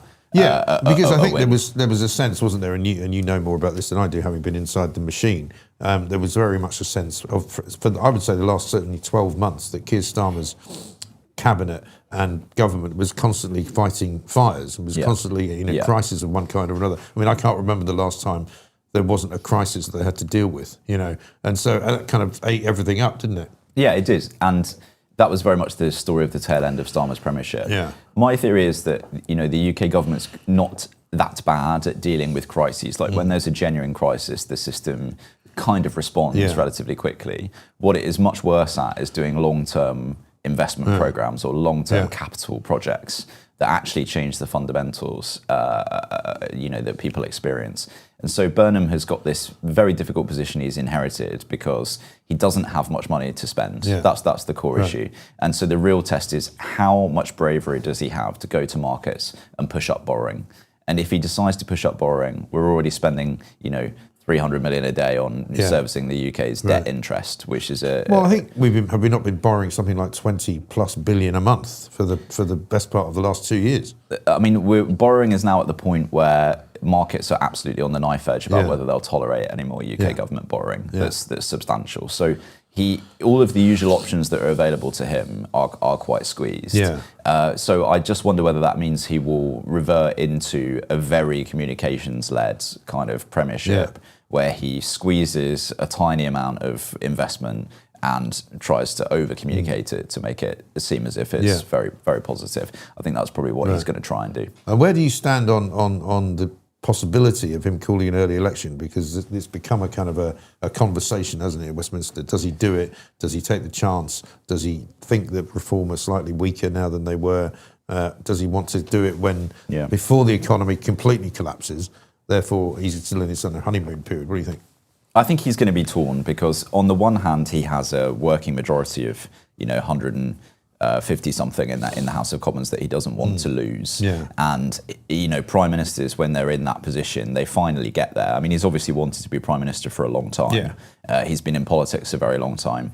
I mean, he was a minister in previous Labour governments, so he's been... Yeah, he was culture, media and sport, wasn't he, in Blair's government? He was health secretary as well. So he's had senior ministerial jobs in previous Labour governments. So I would imagine he's had his eye on Downing Street for some years. Yeah. So a part of him will be thinking, I'm going to squeeze every day I possibly can out of this job, and it would be mad for me to voluntarily give it up. Yeah. On the other side of that, though, him and his Labour advisors and strategists around him will be looking at their polling position and saying, it's only going to get worse from here. Yeah. So if you try and get up to 2029, by the time we get into middle of 2028, we might be very unpopular. Yeah. These are all the projections. If we continue to, fall at the same rate and don't stabilise, this is where we'll be. And that can be a big pressure on prime ministers. So we saw it with both Theresa May and Rishi Sunak, who decided to call their own early general elections ahead of the time that they had to do it. Yeah. And I think part of that is the temptation to get their own mandate. And this is the other fundamental core problem with Andy Burnham, which is whatever he says, absolutely nobody gave him the mandate to pursue his own policy platform. So he's very unusual because he wasn't chosen to be Prime Minister at a general election, so he wasn't a party leader at a general election. Yeah. Not only that, but he didn't even fight the last general election as an MP. No. So he sat out the last general election, which means he wasn't elected on the Labour government platform that the government currently has. So he doesn't have a mandate to pursue any of the policy that he's inherited. And even worse, I think he went through the whole Makerfield by-election campaign, which he did win, being very coy about whether the whole thing was so he could become Prime Minister. Right. He was kind of very mealy-mouthed about that, and he decided not to make his intentions patently clear at that stage. Right. So even the voters in Makerfield who chose him to be their MP weren't really sure. He wasn't really honest with them about what he was going to do. Because he would have been keeping his options open. Maybe something else had happened in the Labour Party or whatever. Even though the media generally assumed, he's going to go for a coronation. And he was more or less kind of sold as the let's get Starmer out candidate, wasn't he? Well, interestingly, he didn't even face a competitive election in the Labour Party. Yeah. So even the Labour members or the Labour Parliamentary Party, the PLP, they didn't have a real election to make him the Labour leader. They kept calling it a contest. It was like, well, there's only one person in it. Yeah, it was kind of bizarre. Wasn't it? There was only one real candidate, and he was obviously just confirmed by all the MPs in a rubber stamping process. So basically what I'm saying is absolutely nobody has chosen Andy Burnham to be Prime Minister, which is a very weak basis upon which to govern and do all the difficult things you need to do in that job. Right. And Chagos Islands, finally, I suppose we have to talk about, because it's not clear what his intentions are. He's kind of said that he's going to continue with what was Lord Hermer's and Keir Starmer's policies. But I think you've said in the past, and for those who don't know, you've been the leading light on keeping this thing out of being passed in the House of Lords successfully. There's no way that it can be brought back now because we're about to hit summer recess, presumably. What do you think is going to happen? Well, as it stands now, the Diego Garcia base on Chagos is being actively used by the Americans because they're bombing Iran. Yeah. And Burnham decided this week that he would continue to allow UK bases to be used for that. Yeah. So he's already made a decision that's kind of pertinent to Chagos, which is that he's happy for the Americans to keep using it. I think that's the right thing. I think it's a good decision. I think more broadly, look, if you're Prime Minister and you've inherited this situation, why on earth would you want to pursue a policy that's going to cost £40 billion, which you don't have, is very unpopular and has already been shredded by the previous government and turned into a massive headache for Keir Starmer. It never made any sense for Keir Starmer in the first place, did it? No, it really didn't. And Starmer and Hermer were pursuing it because they had an ideological personal passion project, I think, and they discounted all of the other factors like the costs and the fact that it was unpopular and the fact that it was going to get them into a big mess with the White House, and it really deteriorated Starmer's relationship with President Trump. Burnham needs to reset that, so he would be very well advised to ditch the Chagos deal and make his intentions clear on it. Unfortunately, that hasn't happened yet, so we can't rest easy on it. Basically, he said nothing about it. And what's happened to that National Security Advisor, the Blairite guy, whose name escapes me for the moment? Yeah, Jonathan Powell is still he's still in there. He is still in there, which is a problem because he has been a very strong personal advocate for this Chagos deal. Yeah. In fact, he's on the record saying that British Indian Ocean Territory is a group of very tiny islands where nobody actually goes, which is an interesting attitude to have towards your own sovereign territory. We had Misley Mandarin on just yesterday, actually, and he's very robust, still wants to live there with his elderly father and the various other people that are on the island at the moment.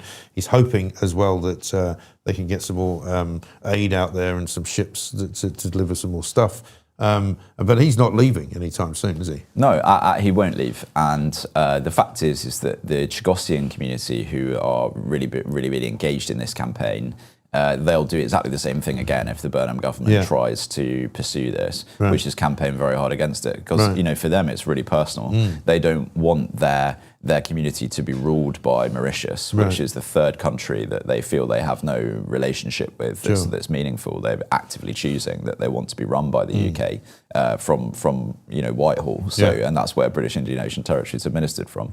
So look, I think he just needs to come out and make it very clear that he's not gonna do this. It would be a massive waste of time for him, massive waste of parliamentary time that he doesn't have, massive waste of money that he doesn't have. There's no good reason for him to pursue it. And actually, I'm surprised that in the transition between him and Starmer, he didn't just brief that he was going to drop it. It would have been. There's no upside for him. There's no reason for him to do it, and he seems to be being driven to a large extent by wanting to be popular and wanting to be the opposite of Starmer.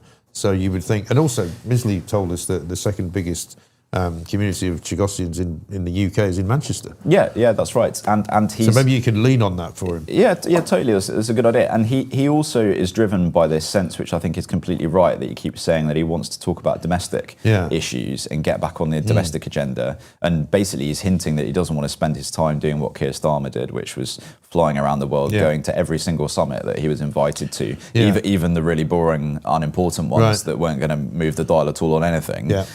Burnham can't afford to govern like that, and I wonder whether that is why he's made Ed Miliband Foreign Secretary and just decided to leave it to him. And I think he probably would be well advised to do that. And a big part of that, and getting back, the focus onto the massive domestic problems that there are here, whether it's on health or welfare or education or crime. I think he should be spending a lot more time talking about crime. And immigration, which he has yet to mention. What he needs to do to achieve that is to ditch these distractions like the Chagos sellout. It doesn't serve his overall agenda, which is to talk about things like business rates this morning. Exactly right. Ross, great to see you. Thank you very much indeed. The audience have loved it, listening to you. Unusually for us, we've got a notch up in the intellectual stakes, it has to be said. No way. I can't believe I don't believe that. No, look, top class guest, more please. Anyway, great to see you. Thank you very much indeed for joining us. Coming up, we're going to be joined by Claire Pearsall. Robert Oulds is here as well from the Bruges Group. AWOL. Eh? Oh, what? Robert Oulds is AWOL. It's one of those days, isn't it? We get Ben Habib coming in later on as well. But plenty more to do. Don't forget, we've got lots and lots of you. Also, we've got the old Gary poll as well. Should we have a look at that? Have we got that? No. No. What have you done with it? No, I need to go on to Where have you hidden it? You've hidden the poll. Because after Gary Lineker's made a complete and utter fool of himself by saying he wants to pay more tax. When he could if he wanted to. We're asking who your favourite Gary is. So who's Ross's favourite Gary? Well, he may not have. Do you have a favourite Gary? It's definitely not Gary Lineker. No, it's definitely not Gary. Gary Neville. Here we go. We've got Gary Glitter, Gary Lineker, Gary Neville, Gary Gilmore's winning at the moment, 70%, amazingly, who was the last man shot by firing squad in the United States of America. It tells you something when Gary Lineker's less popular than him. What are your thoughts on Lord Khan? Oh yeah, you're going to get Sadiq Khan in the House of Lords. He wanted to abolish it a couple of years ago, didn't he? I mean, I'm not surprised, and he won't be the last because there's going to be a bunch of Labour figures. And Asarwa's going in as well, isn't he? That's right, right. And a lot of that is the horse trading because a lot of these guys flipped to support Burnham before Starmer actually met his end. Right. So I think that's part of what's going on there. I don't think Burnham has made a clever set of choices with his initial cabinet. No. So I think that is storing up problems. That's going to be a massive problem. Well, I mean, Lou Haig being the initial problem. Already had to be stripped of her ability to investigate fraud in the public sector. Not surprisingly, given that she's a convicted fraudster. You kind of go, Anyway, here we are. Can we give the audience an update on Will? Let's do that. Big Willie has had a successful day. Is that why he missed his... we were supposed to have William Yarwood in this morning to do, from the Taxpayers Alliance, to do Where is he? papers. Apparently he slept through his alarm. Oh, come on. And he's all right. So for anyone who's worried that he's not all right, he's fine. He's very sorry. And he says he's going to make it up to us. So we'll see how that all goes. Should we get some news with Edward Hughes? Good morning. I'm Edward the News Hughes. 3 days into the Andy Burnham era, and the new Prime Minister is already discovering that bringing back hope comes with the usual paperwork. The Knob of the North has ordered an urgent review of the early release scheme after it emerged that 2 of the men involved in the death of PC Andrew Harper are suddenly eligible, prompting the usual chorus of "How on earth did this happen?" from police families and the public. Meanwhile, Safeguarding Minister Natalie Fleet has quit after just over 2 months, explaining that the job was overwhelmingly triggering and making her ill. Honest, if not exactly a ringing endorsement of the brief. On the brighter side, Households can look forward to that less than £1 a week saving once VAT is scrapped from electricity bills in October. Paid for, conveniently, by binning the digital ID scheme. Same revolving door politics, slightly different northern accent, and the nation waits to see whether this government lasts longer than the average Premier League manager's honeymoon. Laters, Tigers.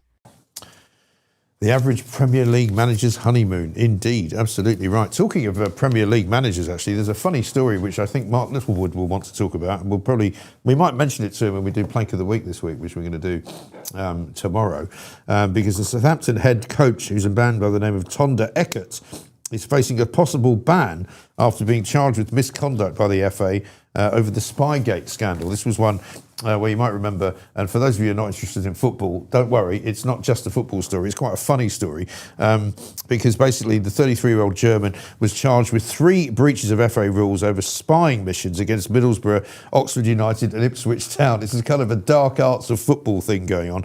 The FA said in a statement, it's alleged that the head coach acted in an improper manner and or brought the game into disrepute by directing and or authorising the observation of training sessions of Oxford United, Ipswich Town and Middlesbrough ahead of fixtures between those clubs and Southampton in December 25, April 26 and May 26th. So basically they had a guy sort of hiding behind a tree with a camera filming the opposition and to see what they were doing. It's quite a funny story, really. So I'd be interested to see what Mike Littlewood's got to say about all of that. Coming up, of course, at 10 o'clock, Kelvin McKenzie, I think, is back today. He wasn't in yesterday. Lembit Opik sat in for him very amiably and very capably. So Kelvin is back at 10 o'clock today. I'll be popping in there, I suppose, in about an hour and a half time to say hello to him for the start of the show. Coming up, Claire Pearsall's going to be here. Sonia Elijah's got a book out. She's in the studio. Ben Habib will be here as well. We've got some super chats, have we? Should we do some of those? Charlotte's here as well. Making everything run smoothly. Mick says this. Morning, Mike Pooch and Charlotte. Apologies for being tardy. Please could you and the majority of your guests take over the country? How is it that supposedly intelligent people in government can be so stupid? Love to all. Well, as you just heard Lord Kempsell say here, his early choices, if he was meant to be a clever bloke, are rather curious, aren't they? When you start appointing people like Angela Rayner and Jonathan Reynolds, the fake solicitor, Steve says Burnham is Captain Black on the Super Chat. Yeah, he is. We've got a really good Burnham alarm actually coming up, which somebody sent in yesterday. But Pooch says we're going to show them all to you tomorrow. Some of those pictures of Mr. Burnham look like he's trying and failing to channel his inner Morrissey from the Strange Ways Here We Come era. Hit the like button, says Judas Goat. Yeah, I mean, I put out a tweet yesterday because when he did that clip, and we maybe show it again later in the show, that clip of him introducing the double-decker bus cut and the cap so that it's only £2, he actually said the words, and if a double-decker bus crashes into us, which is, of course, a lyric from Morrissey and the Smiths, you kind of go, well, one, that is actually, the lyric actually says it kills both of us. You know, it's not really a positive message for buses at all, one. But also I said, wouldn't it be great if Morrissey just actually came out like Bruce Springsteen did, do you remember, with Donald Trump, and said, Donald Trump's not allowed to use my music, born in the USA, because I don't support Donald Trump. I wish Morrissey would do exactly that. Do you think Mike has made his tie wonky so we notice it? I don't think my tie is wonky, is it? Slightly. Is it? It's a bit skew-with. What if I do that? Is that better? Yes. Yeah. You see, the thing is, what's funny is when you look in a camera and something doesn't look right, sometimes it doesn't look right because of the camera. It actually is right. It's very interesting, though, Charlotte. There's a lot of people are now starting. There's a lot of conspiracy theories going around at the moment inside of the chat rooms. You know, is Mike deliberately starting the show late just because he wants everyone to think that it's not as slick a show as it should be? Yes. But it's really slick, and it's actually all a myth, and it's all kind of smoke and mirrors. I can assure you, Gary Pallister, he's a good Gary, right? I think he was quite a popular player. Gary Speed was a good guy, died too young. Yeah, that was tragic. I think, listen, Gary Davis, Pop Pickers, I don't know who that is. Ooh, Gary Davis. No, I don't. Radio 2. No, 80s. I hate Radio 2. No, I hate Radio 2. I like I'm never listening to Radio 2. You must be joking. Not in, and even as on my deathbed, I wouldn't listen to Radio 2. My uncle Gary died peacefully and quietly, not screaming and shouting like his passengers. Yeah, very good, very good. I see what you did there. That is one of the great jokes. Edward Hughes looks like a Gary. take that any way you want. Well, I don't know what to say about that. Now, I'm going to play you a really great clip now. This is from Nick Ferrari on LBC, one of the great presenters of all time, one of the greatest presenters of all time, I would say. Good friend of mine as well. He had somebody on for the Joseph Rowntree Trust yesterday talking about poverty. You know how these charities are always trying to tell you that, you know, terrible poverty going on in the world. You know, nobody can afford to eat. There's people in Britain who can't get clothes on their bodies. They walk to school without shoes. You know, it's complete and utter con, because all they want to do is, the Joseph Rowntree Trust, is to collect more money from you in charitable donations so that they can live high on the hog. Because let's not forget, most charities will spend something like 75% of the money that they collect on running the charity, i.e. paying each other quite large salaries in order to supposedly publicise the fact that loads of people haven't got any money. It's a complete con. Anyway, here's Nick Ferrari incredulously asking if it's really the case that so many people are so poor. When you say toiletries, what are we talking about there, Mr. Sterling? You know, it's toothpaste, it's shampoo, the sorts of things that we use. Basic toiletries. I mean, you know how much toothpaste costs, I assume, do you? Are you sort of saying that these numbers aren't right? Are you saying that the study that's taken place for the last 4.5 years... Just essentials as does toothpaste is 45p. How much cheaper do you want it to be? But if you're in debt, your income doesn't cover your outgoings, you have to not have something.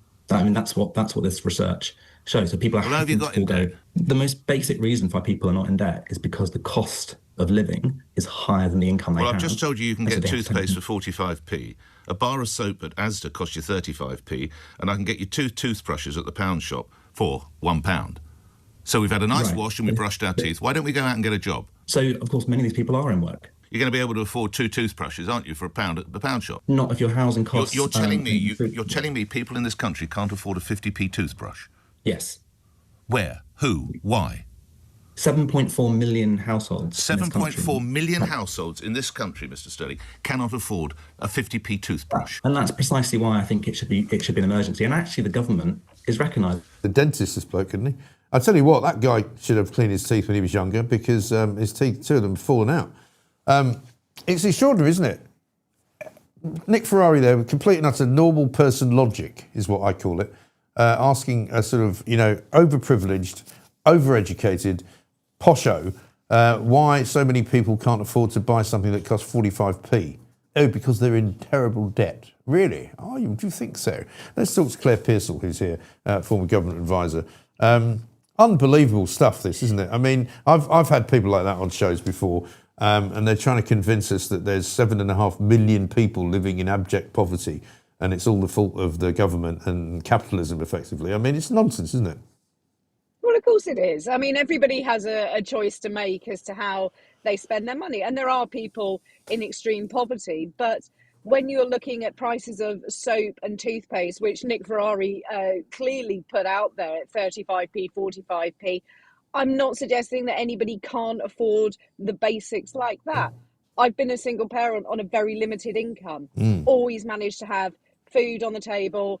There was toothpaste for me and my child, soap, shower gel, shampoo, you name it. And if you shop around, you can get bargains. So I don't think the government needs to be able to pick up the tab for absolutely everybody. You have to take some personal responsibility and make some choices in your life. And if you are working and you can't afford it, then you need to look at where you live, what job you're doing. Do you need to take on extra hours somewhere? Yes, it's hard work. No, it isn't easy, but there are no easy answers. But surely that's your own self-pride that would make yourself go out there so you could afford those basics. And maybe give up the Deliveroo deliveries, and maybe give up some of the, Netflix subscriptions, and possibly don't go down the pub quite so often if you haven't got enough money to buy toothpaste. I mean, it's just mad, isn't it? Well, it is, and that's what I mean about choices. You don't have to have takeaways. You can make food yourself. I mean, this is going to make me sounding like a sort of home economics teacher from the 1980s. Learn how to cook. Learn how to cook some really basic meals, freeze them, batch cook food, put it in the freezer, ready for another day. I mean, these things are simple. They're very boring, and we all like to have a takeaway from time to time. But if your finances are pushed, then don't do it. You can make some really good stuff at home. You can make food for your children, which is nutritious. You don't need to go down the pre-packed ready meal variety when you can actually make those meals yourself at a much less cost if you're batch cooking. So it's quite simple. My mum taught me that a very long time ago. Yeah. I wish I paid more attention because she was a really excellent cook and I'm a little bit basic with it. But that was the whole point, that you Yeah, could but you know, make something again, you can nice follow. at home.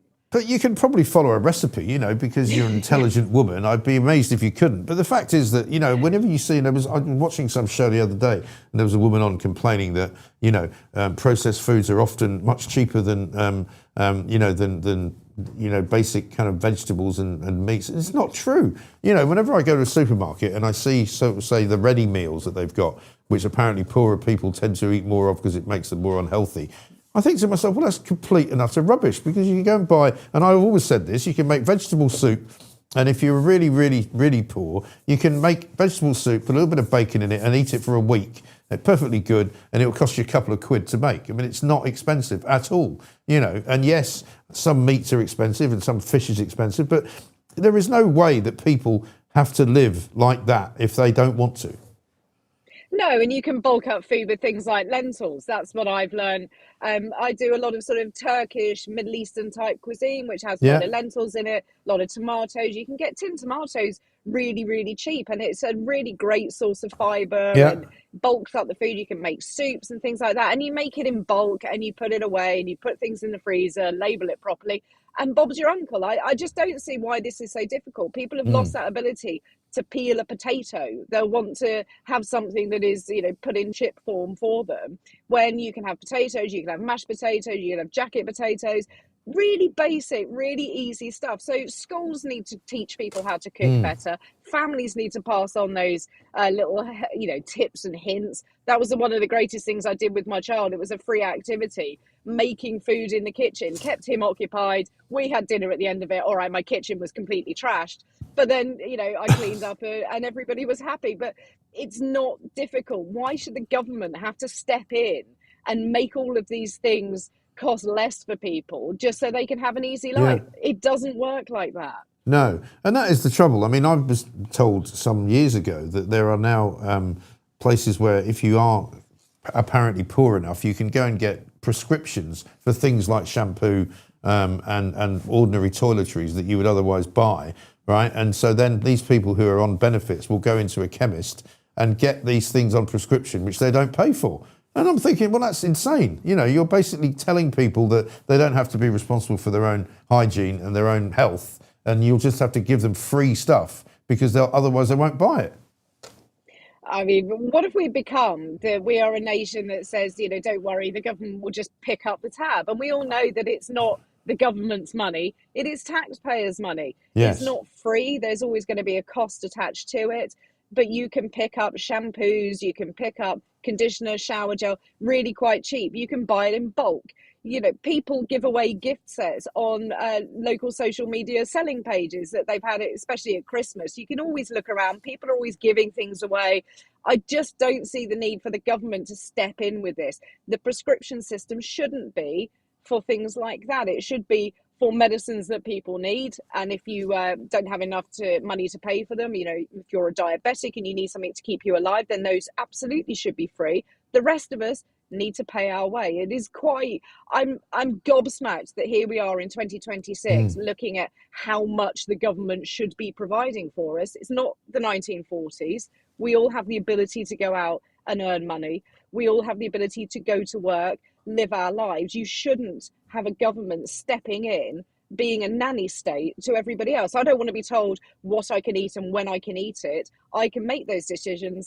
If I don't have enough cash to do it, then that is my fault. That is no one else's fault but my own. So therefore I learn to budget. You know, so there's a whole host of things the education system can do, but a whole host of things that family and society can also do by not shaming people, but just saying, have you thought about having a spreadsheet with your outgoings and your incomings? It's quite an easy thing to set up these days. Everybody has that ability on their phone. So it shouldn't be beyond the wit of man to be able to do that, have those sessions, friends, neighbours, whatever. Just say to people, this is how you can make your life a little bit easier.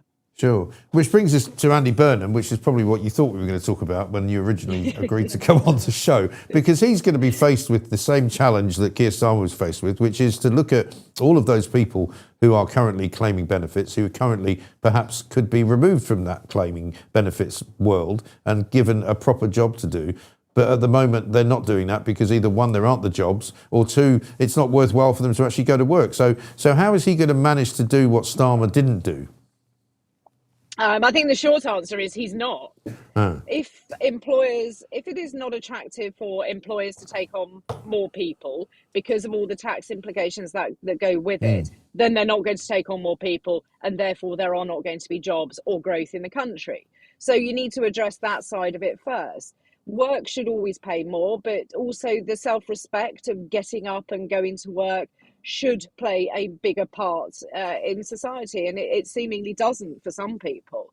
So I think that the new Prime Minister, he sounds very good, he sounds very like he's got everything set out, but I don't see how he's going to do it. It's all very nice to have a wish list and to come in on a vibe with your eyelashes and your t-shirts, but where is the substance behind it? Where is the incentive to business to grow? Why not cut those ridiculous NI increases for employers? That would encourage them to take on younger people. Let's look at apprenticeships. I've always said that they're a great way forward. Young people are not necessarily academic.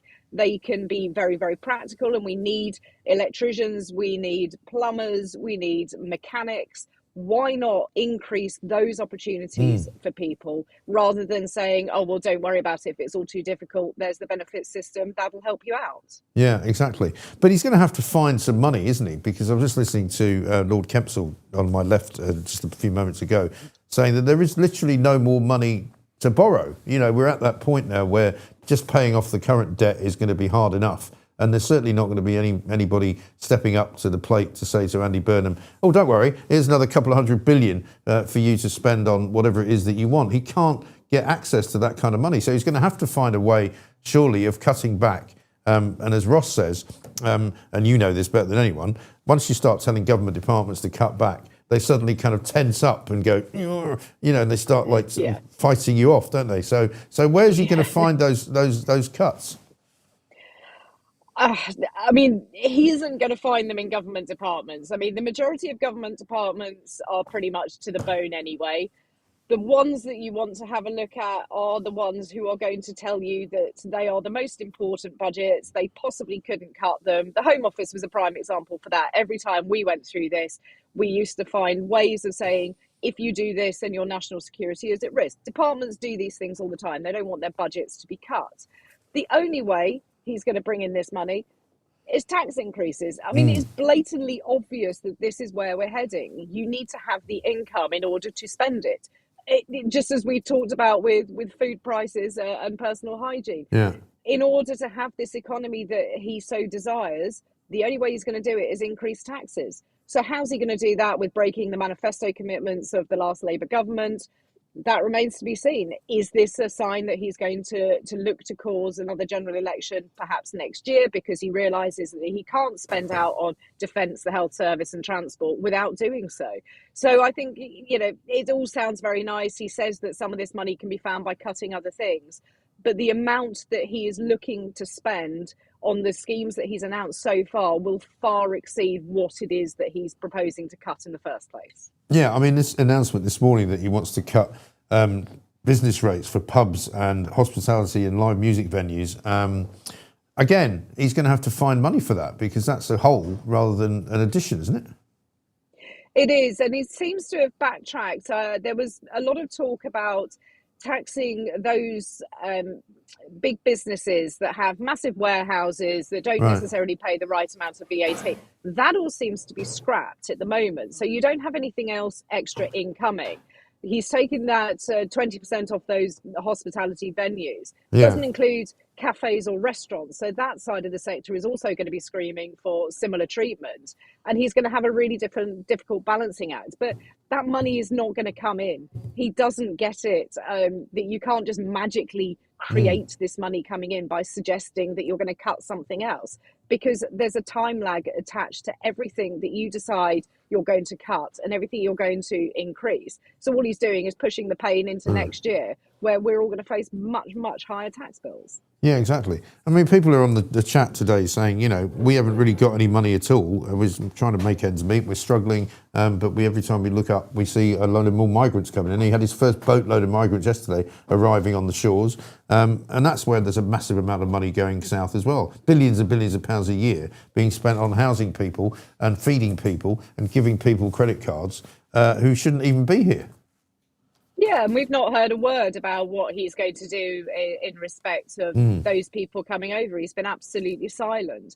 But there was also a very interesting comment that came out a few days ago that he wants to increase the amount of international aid being spent. Now, obviously, that was cut back. He wants to increase it. Well, where's that money going to come from? I think people in the UK are going to start looking and saying, why are you worried about people coming from other countries? Why are you funding overseas governments when your own people are scrabbling around, looking for what they can get?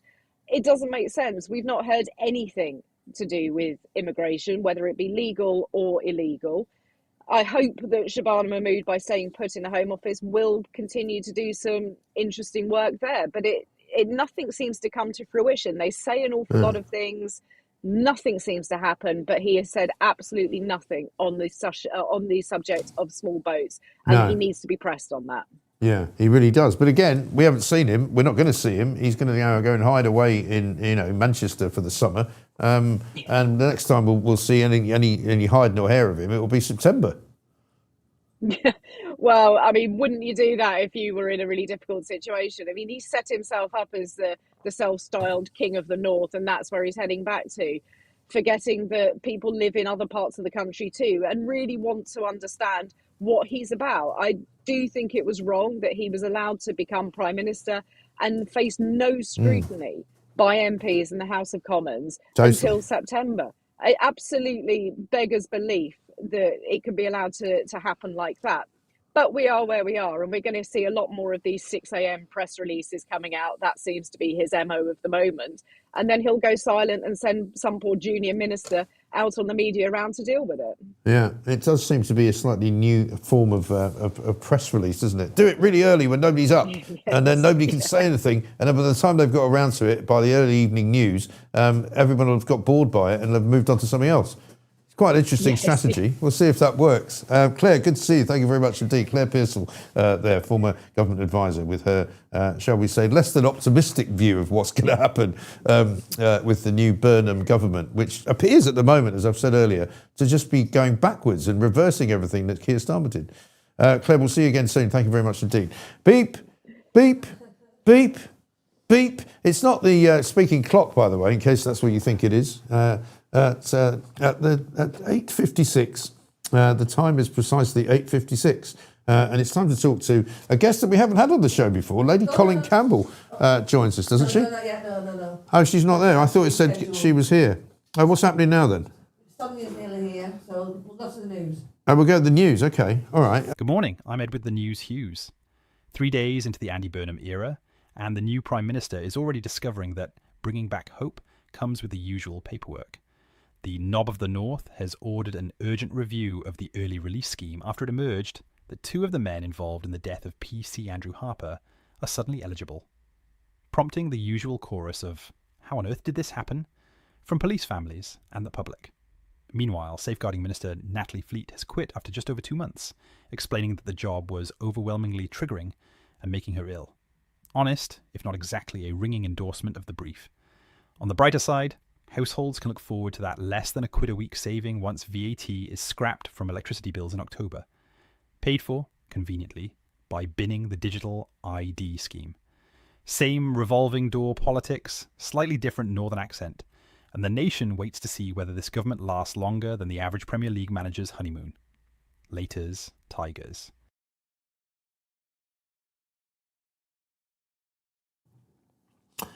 Welcome back to the Mike Graham Show. Listen, we've got lots going on. We've got plenty of people to talk to, and we've got a few more clips to play you as well over the course of the next hour or so. Sonia Elijah's going to be here. She's written a new book, and Ben Habib's going to be here too. Gruel is great, says Arundor. A slab of that twice a day and you'll struggle to eat anything else. Bring back gruel.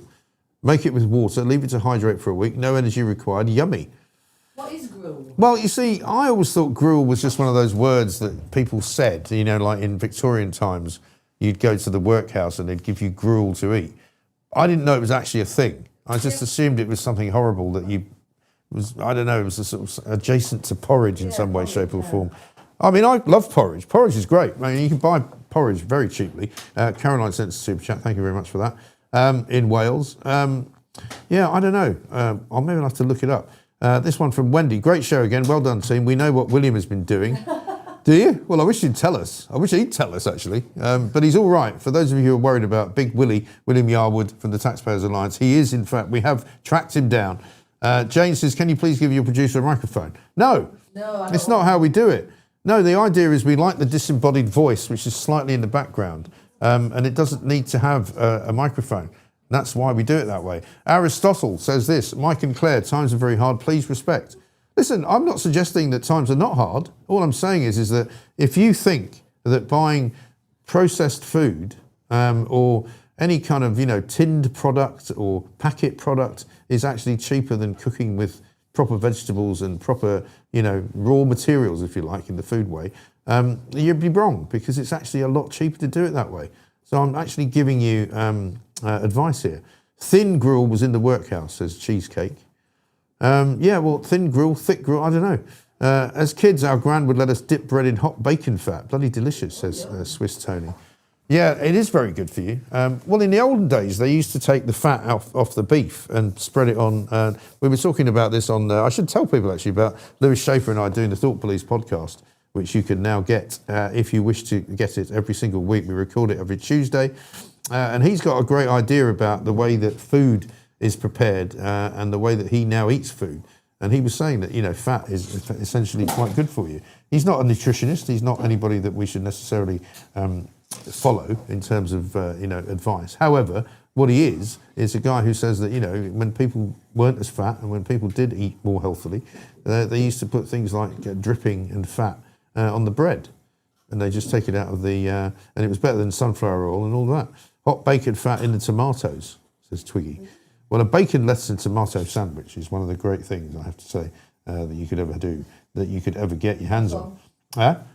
Last one. I think Charlotte should get her own show on UK Live.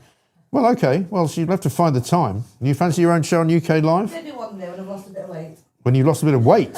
Why do you need to lose weight to get over a show? I don't think that's important at all. Anyway, never mind. We've got plenty to do. Should we play? What's the thing? You know what? We'll play it when Ben Habib comes in, the Nigel Farage clip on Anne Widdecombe. But right now, we've got a guest. Sonia Elijah's here. Sonia, hi. Nice to see you. Hi, Mike. Welcome to the Mike Graham Show. Do you like it? I love it. Isn't I it love nice? this space. It's very cosy. Yeah. It's very, well, here's the man that made it, Pooch. He is the guy that created all of it. Your camera. Oh, thank you very much. He is our partner here, and basically he built all of this. We had an empty room, and he was like, so he kind of came up with the whole idea of the plants and the desks, and it's all rather cozy. We love it. It's lovely, and it's nice and cool, air conditioned. It is air conditioned as well, yeah. Funnily enough, we all wanted to sleep here when it was really hot a couple of weeks ago. We were like, we're all just going to come here and fall asleep on the floor because it'll be a lot better than being at home. Anyway, listen, you're here because you've got a new book out, and there it is, 311. Viral Takeover, and 311, interestingly enough, because I was talking to Mike Fairclough earlier, who you know, who's got this new book sort of publishing company or venture on the go, which I'm going to be a part of as well. And he was telling me that you might be joining it. He's not quite sure yet, but we hope so. And I was reading about 311 because I've been writing something for him, which sort of takes us all back into the COVID era and back into the way the press dealt with it and the way the media dealt with it, which was really, quite sinister in many ways. But 311 represents the 11th of March, doesn't it? Yes, so March the 11th, 2020, when the World Health Organization declared a pandemic and our world essentially changed forever. Yes, it did. And do you remember where you were? Is it one of those where you remember where you were? I remember, and you'll know probably better than me whether it was the 20th of March when Boris Johnson gave that press conference to say, basically, I want you to go home and stay there for a month. Yes. Because I remember working that day, and I was working those days at News and over in London Bridge, and I was I think we were due to film something, and we couldn't film it because the company had decided, right, well, we can't let the people that you want to film with into the building. Right. Because, they might have COVID. And they were like, right, okay. So we all went to a bar, which was shutting down like that afternoon. And I remember speaking to the young woman who was working behind the bar, who I think was Bulgarian or Lithuanian or something. And she was like, well, my college has just told me they're closing down and I'm not going to be able to work here, so I'm going to have to go home. Yeah. And it was the beginning of something that I don't think any of us at that moment really understood. Yeah. Beginning of something quite sinister, I would say. Yeah. I mean, I do remember early on, I mean, the fear on people's faces as you sort of, walked through the supermarkets and, the whole one-way system they had. It was just, the whole world went mad. It was insane, wasn't it? Yes. Really? Absolutely. And did you think that from the beginning? I knew something was not right. I knew this was not about a virus. This was about that they're using fear. They're absolutely using fear to their advantage. And what we saw really essentially was a viral takeover of our society, our fundamental rights, and the truth. Yeah. They hijacked the truth as well. I think that was the thing that worried me the most in a way, because I kind of was very centrist, I suppose, at the start. And I remember walking home out of the pub when they closed it and going to get my car, drove home and thought, well, they want us to chill out for a month, probably be okay. I'd already said to my bosses that I wanted to come in to work every day because they offered us the chance to, record the shows from home and all of that. And I'm like, no, I'd really prefer to come into the office. And so I always did. But at the beginning, I thought, well, if this is what we need to do, let's just do that. Yeah. But I didn't stay like that for long. Yeah, I mean, really, the book, I would say, it's 5 years of my investigative work, combination of that. And what I do is, it's really evidence-based expose, dismantling all the lies they told us. Right. From the very beginning. And I look at, I expose a whole coordinated narrative that justified unprecedented lockdowns that we saw, that you were just describing, the flawed COVID testing protocols, the rushed through novel gene-based shots that they rushed through despite known safety risks. I really go into that as well. And the widespread censorship. So I really go into that, the censorship network at play. And, the book has over 900 citations, Mike. Everything I write is, I go to primary source documents. I mean, it took me quite a few years to pull the book together. And I did it for the public, to have it on record. I don't see this book as a post-mortem. It's more a live indictment of events that are still unfolding, right? Yes, and still kind of, practices which are being used by government, which were kind of invented, I suppose, then, which are still going on in other areas of our lives now. So tell us what you were doing on the 3rd the 11th of March. On the 11th of March, I probably was just doing some shopping. I probably was just, pushing a trolley around the market, but it was really, I remember clearly those Downing Street briefings, right? And it was, I would say, the whole lockdown was a psyop, a psychological operation to prepare people so they would be so desperate for their freedoms and they would take a novel experimental, injection just to be able to get on with their lives. And that's what they did. Yeah. So it was a major psychological operation. I mean, we know, and I go into this as well, the secretive Whitehall units, the sort of counter disinformation unit, rapid response unit. We had the 77th Brigade involved, and this is the suppressing of the truth. This is going after all the dissenting voices, right, who are speaking up against lockdowns, the novel shots, talking about the safety, the harms, and we saw, it was a coordinated censorship network at play. And we had the British military involved as well, right? Yeah. Going after and were monitoring. you working, because you were working at the BBC at one point as an I was, yes, investigative early journalist. on, very early on, as a researcher. Right. Yeah, And was that early what you on. were doing in 2020 or not? Or was, No. The that BBC was, was yeah, way before. okay. Yeah. All right. And then I started writing for, the Conservative Woman. That was, TCW Defending Freedom, and I started writing about lockdown. So those were my early articles. Yeah. I writing about school closures. I mean, really, I see lockdowns. It wasn't just a mistake, or we didn't know. We should, it was. No, they absolutely. It was a power grab. They crushed people's mental health. They crushed children's education and small businesses. Yeah. And they also put the country in such massive debt that we're now in a death spiral, effectively, financially, from which we will never recover. £500 billion, I think they spent. Yes, yeah. And don't forget, now we have this COVID inquiry that's costing the public almost over £200 million. And it is just an illusion of accountability. We haven't discovered much, have we? It's an illusion. No, it's a complete whitewashing exercise, and it has no teeth. Because even in their remit, the inquiry, they are not able to make any findings of civil or criminal liability. So what is the point? It makes no sense. And they're not actually looking into anything to do with the involvement of the children and the schools. No. They're not really taking any instructions on that at all, are Absolutely not. Absolutely not. I mean, it really is. I mean, I would just say it just is an illusion. And I really think the public were deceived, absolutely deceived with everything. I mean, from the lies that they told us, why we were locking down or protect, stay home. But did you know that hundreds of millions of pounds of taxpayers' money was spent on fear-mongering messaging? We all remember those, the messages, stay home, you'll kill grandma. Yeah. And it was a big behavioural experiment, because the book has a lot of exhibits, a lot of screenshots. So we have a early SAGE meeting. SAGE is the Scientific Advisory Group for Emergencies. Do you remember those unelected? Full of communists, right? Unelected, like Susan Mitchie, exactly. Unelected. What's happened to her now? She is now she heads up the Behavioural Advisory Group for the World Health Organization. No, that's a funny thing. And do you know Sir Jeremy Farrar, who was director of the Wellcome Trust at the time? Do you know how much money the Wellcome Trust made? They made a fortune, didn't they? They made a fortune. I was on Russell Brand talking about that just recently on his show.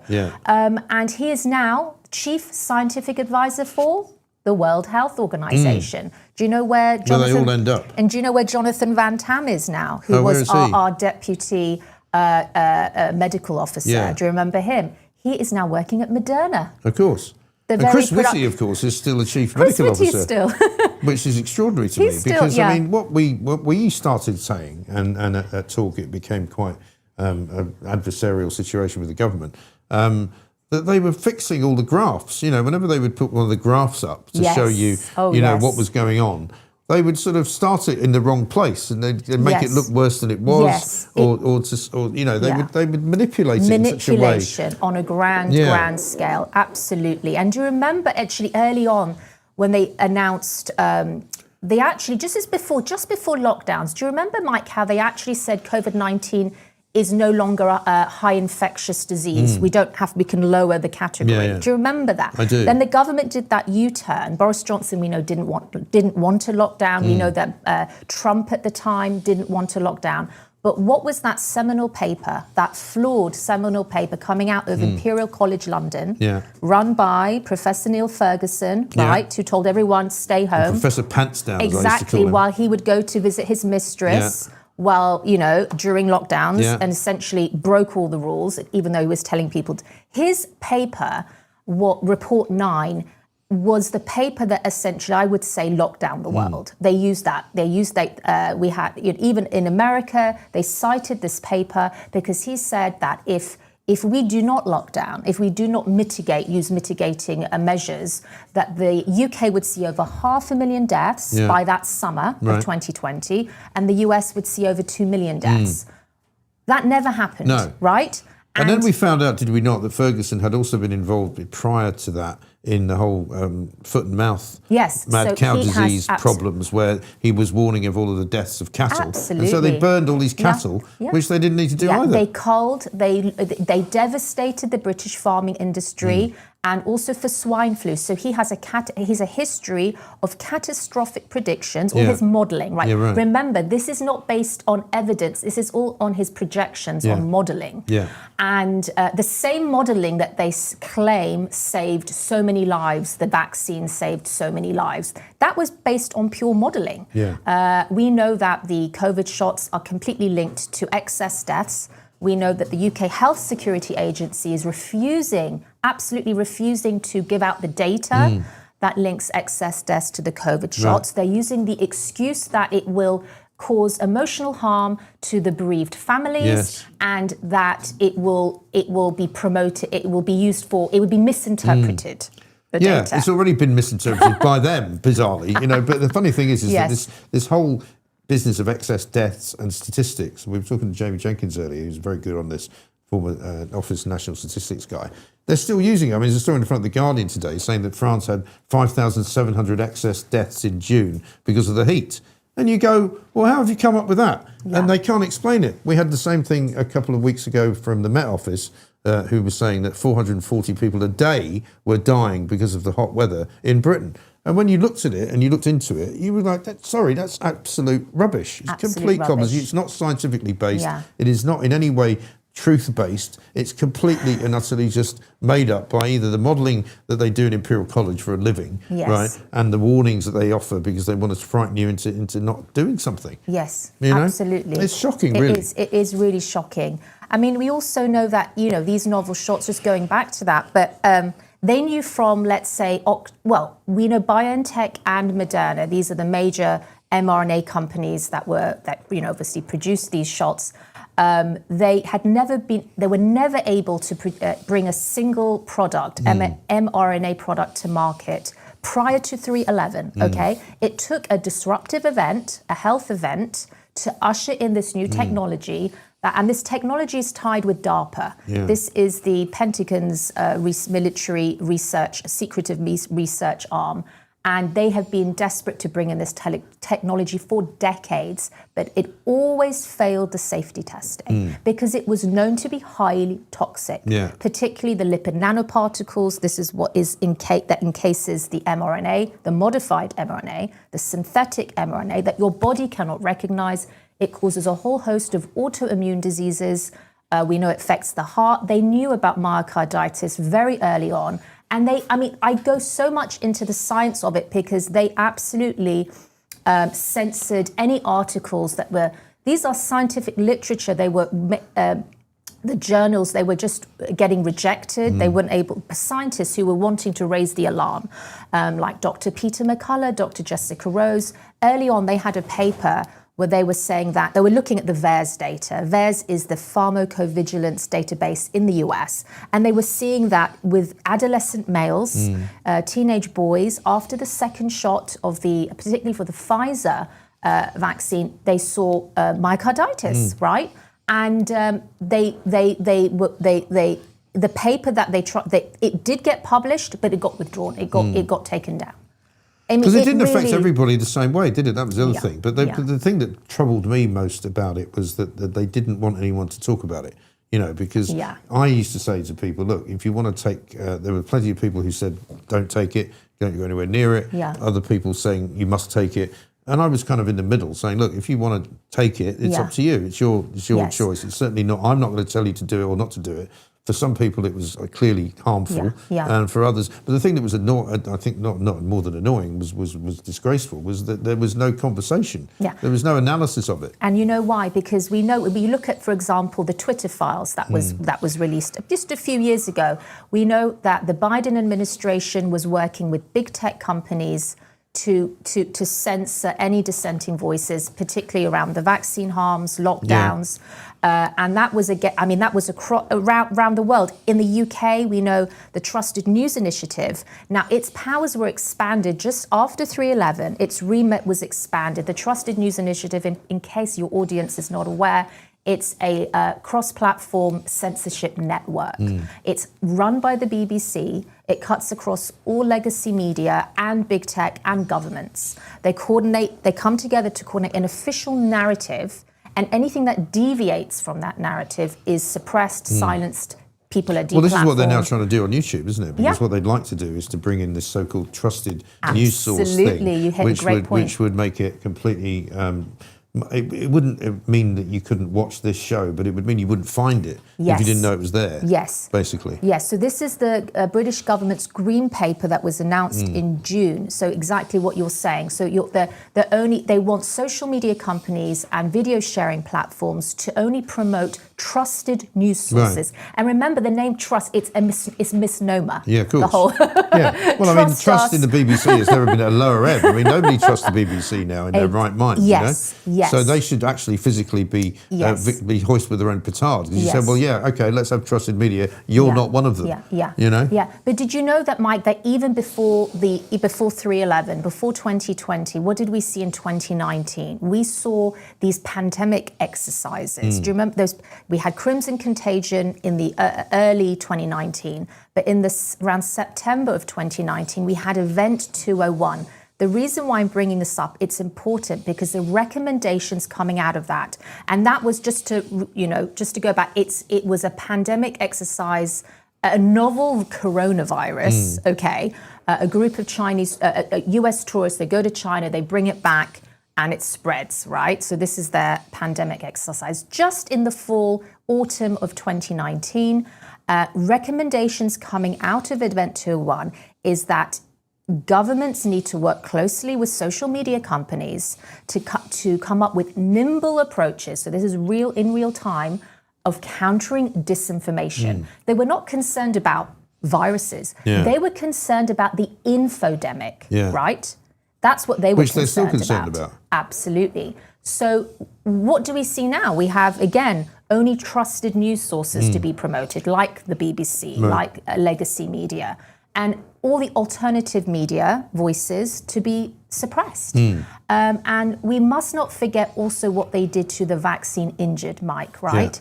We know that the BBC played a part in that, of course, being part of the TNI network, but they actually flagged these vaccine injured groups that were on Facebook, and they were using carrot emojis to circumvent the censors.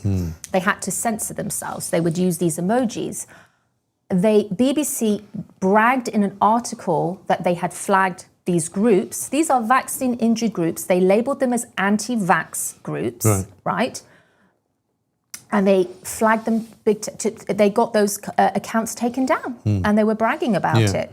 Well, Facebook under the Biden administration was a terrible place. You know, it suddenly changed when Trump got elected. But you know, when Biden was in charge, they were. I mean, I again have been writing about this just recently to remind myself of when Peter Hitchens and I were having conversations, and you'd put them up on Facebook, and they would qualify them with some ridiculous kind of know, community note saying some of the facts in this conversation may be untrue. And I used to get quite worked up. I was like, what do you mean untrue? You know, we have two extremely, you know, well-known and journalists of long standing. We've got about 50, 60 years of journalistic experience between us.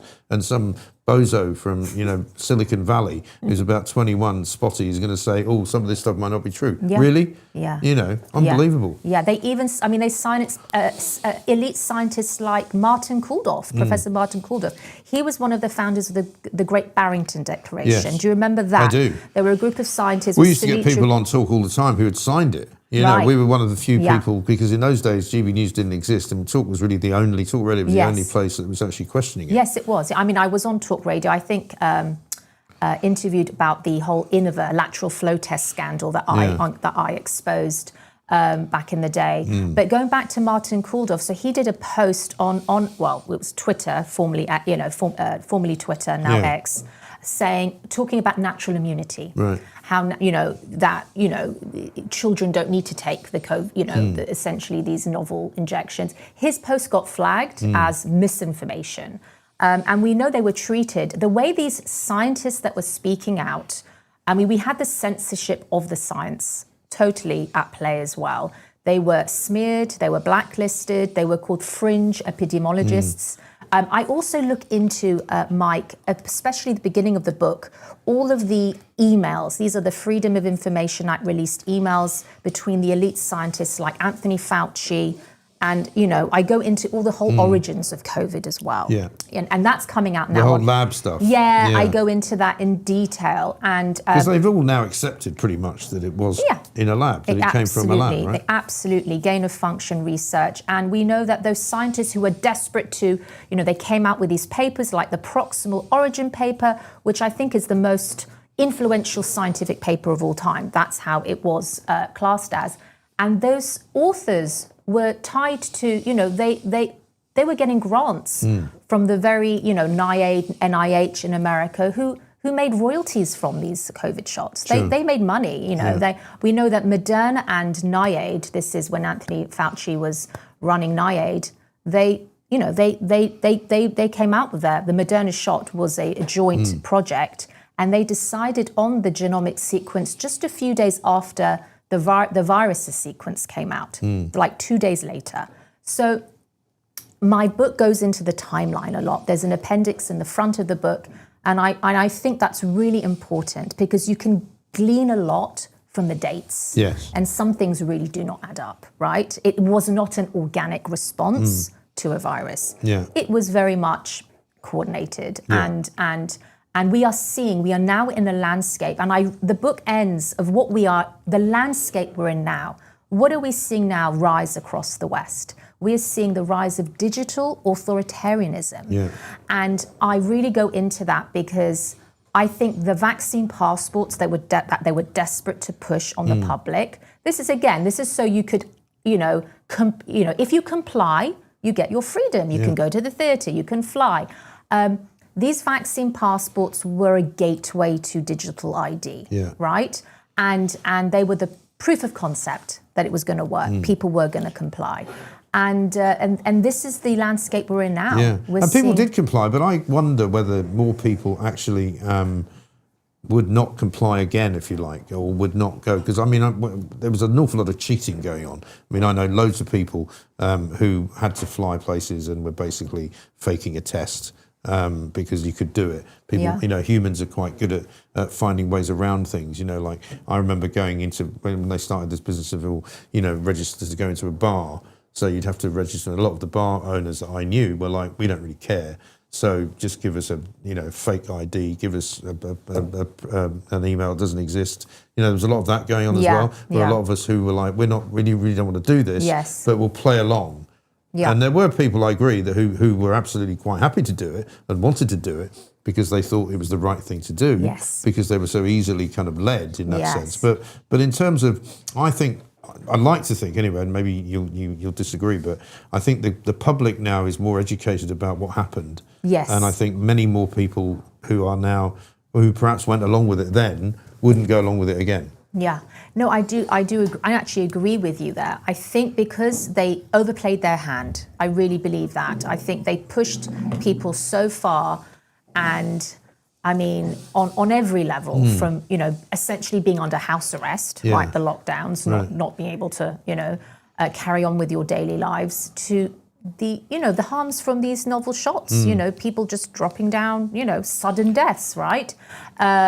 People with completely healthy, but then just dropping dead. Because it would have made far more sense, as far as I'm concerned, if the scientists had discussed all of that and said, look, we're going to try and find out why this is happening.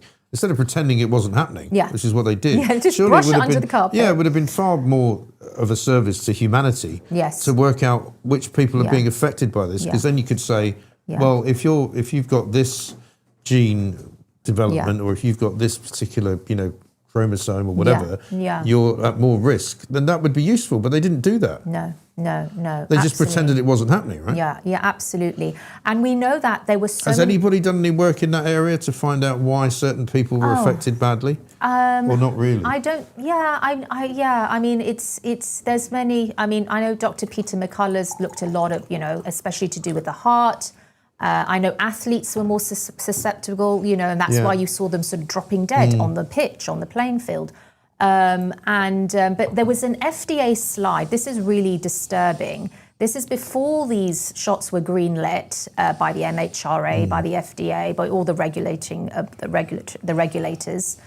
In October 2020, there was an FDA meeting, and they had a slide come up, and this is in the book. I have a screenshot of the slide of the potential safety adverse events, these, the risks, the harms. Yeah. And there was a plethora of all these harms: heart attacks, seizures. So they knew myocarditis,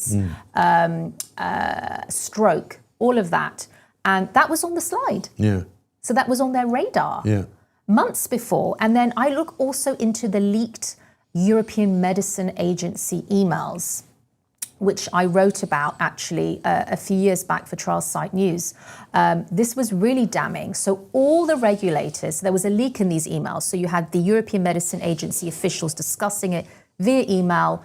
All the regulators were aware, just literally weeks before these shots were greenlit, that there was a discrepancy in the quality of the commercial shots for the Pfizer BioNTech shots. There was a drop in quality, significant, that was very alarming to them. And they also could see particles, they could see, so there was lots of major objections to it. But what happened? What did we see? We just saw them green light it anyway. So this is just what's really alarming. So even EMA officials who wanted to speak out, because the speed was unusual, wasn't it was Operation Warp Speed, right? Operation Warp Speed. And again, going back to DARPA, that's part of their P3 platform. They wanted to bring from the virus to a novel, to a shot, to the sequence and being injected into people's arms. They had a goal of 60 days. This is way before 3/11. So this is part of a program, And what did we see? We saw it happen in 63 days for the shot to go into the first arm. This is to do with the clinical trials, So it's just, it's very, very, very disturbing. And we haven't even touched on the transfer of wealth, Mike, as well. Of course, people's harms to their health, but crushing small businesses, massive transfer of wealth to the elites. And these, I really go into these testing, the scams of the testing, these COVID tests, right? In this country in particular, I want to flag up you remember the lateral flow tests that the NHS gave out in those blue boxes? Yes. Do you remember that were given out like free sweets to everybody? That was that was from a company, Innova Medical Group. They were, and I looked into this in detail. They were a California startup. Their company started just around the time of 3/11. How convenient. Fortunate, you might say. Founded by a Chinese-US businessman, Dr. Charles Huang, who was wanted for economic crimes in China. And these tests were highly flawed, right? They were not fit for purpose. You had the chief government's investigator on lateral flow tests. This is Professor Tim Petto at the time saying we needed to buy before we knew they worked. So the government ended up spending £4 billion of taxpayers' money on these tests that the FDA said in the summer of 2021 that people need to throw them in the rubbish. They're not fit for purpose. The FDA is saying that. But our government doubled down and just continued to buy from this single company. And these executives of the Innova Medical, they were flying around on private jets, buying luxury homes with taxpayers' money. Couldn't believe their luck, presumably. Well, we saw the other week with that figure of 10 billion. 10 billion. That Boris Johnson spent on PPE, which most of which wasn't fit for purpose and most of it wasn't even ever used. Absolutely. So out of the 15 billion that was spent on PPE, 10 billion, roughly 2/3 was deemed a waste. This is extraordinary of taxpayers' money.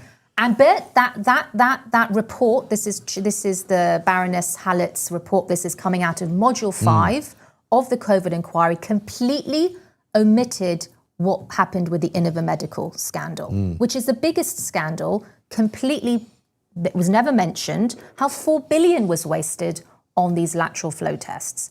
So, there is such a lack of accountability. And that's another reason why I wrote this book and put it all together, is for there to be some kind of accountability or to put it for the record. Yes. Because we have to make chronicle sure it. that it never happens again. Yeah. For whatever, for good or ill. So Yeah. finally, where can people get the book? Is it available Well, they can generally? actually get it generally. So on any book online outlet. Okay. Yeah. From Waterstones to obviously on Amazon, but it's anywhere online. Nobody's trying to censor it then in that sense.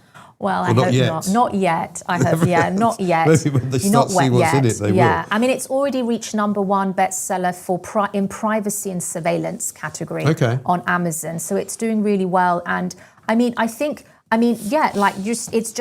full of so much information, and it's also for people to give to their friends who are starting to question, but are just kind of like, well, I want to see the evidence. I want to see the proof. This book provides that because of all the citations and all of that. So, I think partly because of COVID, but also because of what's happened since then in terms of the authoritarian nature, as you say, of governments around the world, that people have really started to kind of wake up to the idea that, this kind of crap has been going on for a long time. Yeah. And we need to be aware of it so that we can go, hang on a minute, actually, I'm not going to do that. Yeah. Thanks very much indeed. Like even going down to things like smart meters in your house for, oh, you've got to have a smart meter. Really, have I? Well, actually, no, I don't think I want one. Thanks very much indeed. See you later.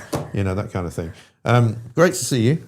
Lovely to see you. Good to see the book coming out as well. And if you want to get hold of it, look for it online. 311, hold it up. There you go. Viral takeover. And of course, the Free Speech Press, which I was talking about with Mike Fairclough, next week, by coincidence, perhaps, next week they're going to be publishing their first book, which is a reissue of 1984, George Orwell's 1984, with a new foreword by Neil Oliver, which will be interesting. And so I'm working with them to do something, hopefully in the next month or two, on the way the press and the way the media kind of operated, not just during COVID, but now as well, and how there's a sort of paucity of truth. In the way that certain stories are covered. And I can tell you that for sure, because I've been doing this for a long time, and I've seen quite a lot of things which will scare the bejesus out of you, which I'll be writing about. Please put this interview separately on YouTube so it can be shared far and wide. Well, I'm sure it will be. We'll clip it up. And Sonia, have you got a place where people can find you? And they can find me on X at Sonia_Elijah. I also have a Substack, Sonia Elijah Investigates. Okay. We should do a collaboration then, shouldn't we, Charlotte? Can we do that with this interview? Maybe we could post it on your Substack. I also have a YouTube channel, Sonia Elijah. Yeah, I have a YouTube channel as well. Great. So that would be great. Super. All right. Well, we'll do a bit of swapsies. I don't know how that all works, but Charlotte will sort it out. Thank you very much indeed. Ben Habib is here. We're going to be speaking to him shortly about whatever is going on in the great big wide world of Andy Burnham's brain. Not very much, I don't think. But Andy Burnham, beep, beep, beep Burnham is what I call him, because he keeps reversing like a bus and making that beeping noise that you have to get out of the way. So we have some news with Edward Hughes?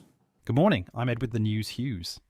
3 days into the Andy Burnham era, and the new Prime Minister is already discovering that bringing back hope comes with the usual paperwork.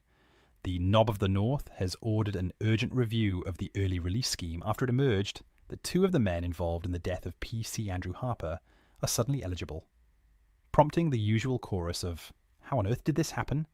from police families and the public. Meanwhile, Safeguarding Minister Natalie Fleet has quit after just over 2 months, explaining that the job was overwhelmingly triggering and making her ill. Honest, if not exactly a ringing endorsement of the brief. On the brighter side, households can look forward to that less than £1 a week saving once VAT is scrapped from electricity bills in October, paid for, conveniently, by binning the digital ID scheme.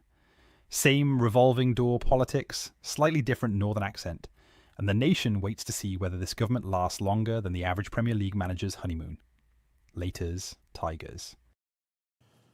Thank you very much indeed. And it's already 9:36. I don't know where the time goes. Extraordinary. Ben Habib is here. Ben, very good morning. Good to see you, nice Mike. To see good you. morning. Welcome back. I've just got a couple of quick messages to read out. This from Kim on our Substack. Our new Prime Minister comes across as some cheesy game show host. When you think of the big beasts of politics of the past, the new incumbent is an embarrassment. His northern shtick reminds me of Boris Johnson's clearly put on bumbling persona. It's all an act. What the public want is real people with conviction. Absolutely.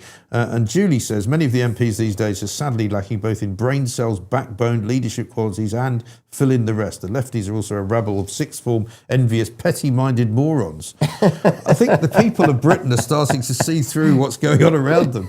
I mean, Andy Burnham is a sort of comedy northern comedian, isn't he? I mean, he looks like the guy you'd see at the end of Blackpool Pier, saying, I'm from the north, I've got a whippet and a black cap, and I like buses. What's he doing? He looks like a puppet from Thunderbird. He does. We like Captain Black. Do you remember for the Mysterons? No, I don't remember. I remember Captain Scarlet. Captain Black was the bad guy in Captain Scarlet. Was he? Right. Yeah. Okay. But he had great big eyebrows and a sort of slight shadowy, bad shave situation. But I'm still slightly in shock that he's even become the Prime Minister, because the process was so fixed. Well, it is an extraordinary state of events, isn't it? Yeah. That we say we don't have a presidential system, and we don't. We have a representative parliament, representative democracy, and it's the parliamentarians who choose the prime minister. But leave that aside for a moment. Everyone, when they go to the ballot box, votes for who is leading the party that they wish to vote for. Yeah. They often don't even know the names of their local MP or the would-be MP. So, clearly he doesn't have the kind of democratic mandate that Keir Starmer had, which in itself was fundamentally flawed. Yes. Because he only got 20% of the electorate's vote. Yeah. And, that was a very low turnout election. I think 59% of the electorate turned out. And yet he got fewer votes in 2024 than than the Labour Party got in 2019. He got fewer votes than Jeremy Corbyn got. Fewer votes than Jeremy Corbyn, but a thumping majority. Which is actually the British people saying a pox on all your houses. We don't want to vote for any of you. Yeah. And the reason the British people have got there is because repeatedly since at least 2016, they've voted for sets of policies, including leaving the EU, which have not been delivered. Yes. And Boris Johnson perhaps did the most damage in recent years because he brilliantly championed all that sort of British sovereignty, borders, British exceptionalism as and people believed it, didn't they? They absolutely believed he was going to deliver it, and then he trounced it. We didn't leave the EU. I don't care what people say. We haven't left it. We're still blooming tethered. Yes. Like an animal is tethered to its master. Right. We're tethered to the European Union. And unless we break that tether, we won't be able to do what we need to do for this country in order to fulfill what the British people want. They want borders. We can't do that while we're tethered to the EU. Right. They want national policy made for British national interests. We can't do that while we're coupled to state aid law, environmental law, competition law, employment law of the EU. We can't leave the ECHR because we've got a commitment to stay in the ECHR in that trade deal. We can't take Northern Ireland into the bosom of the United Kingdom unless we terminate the withdrawal agreement.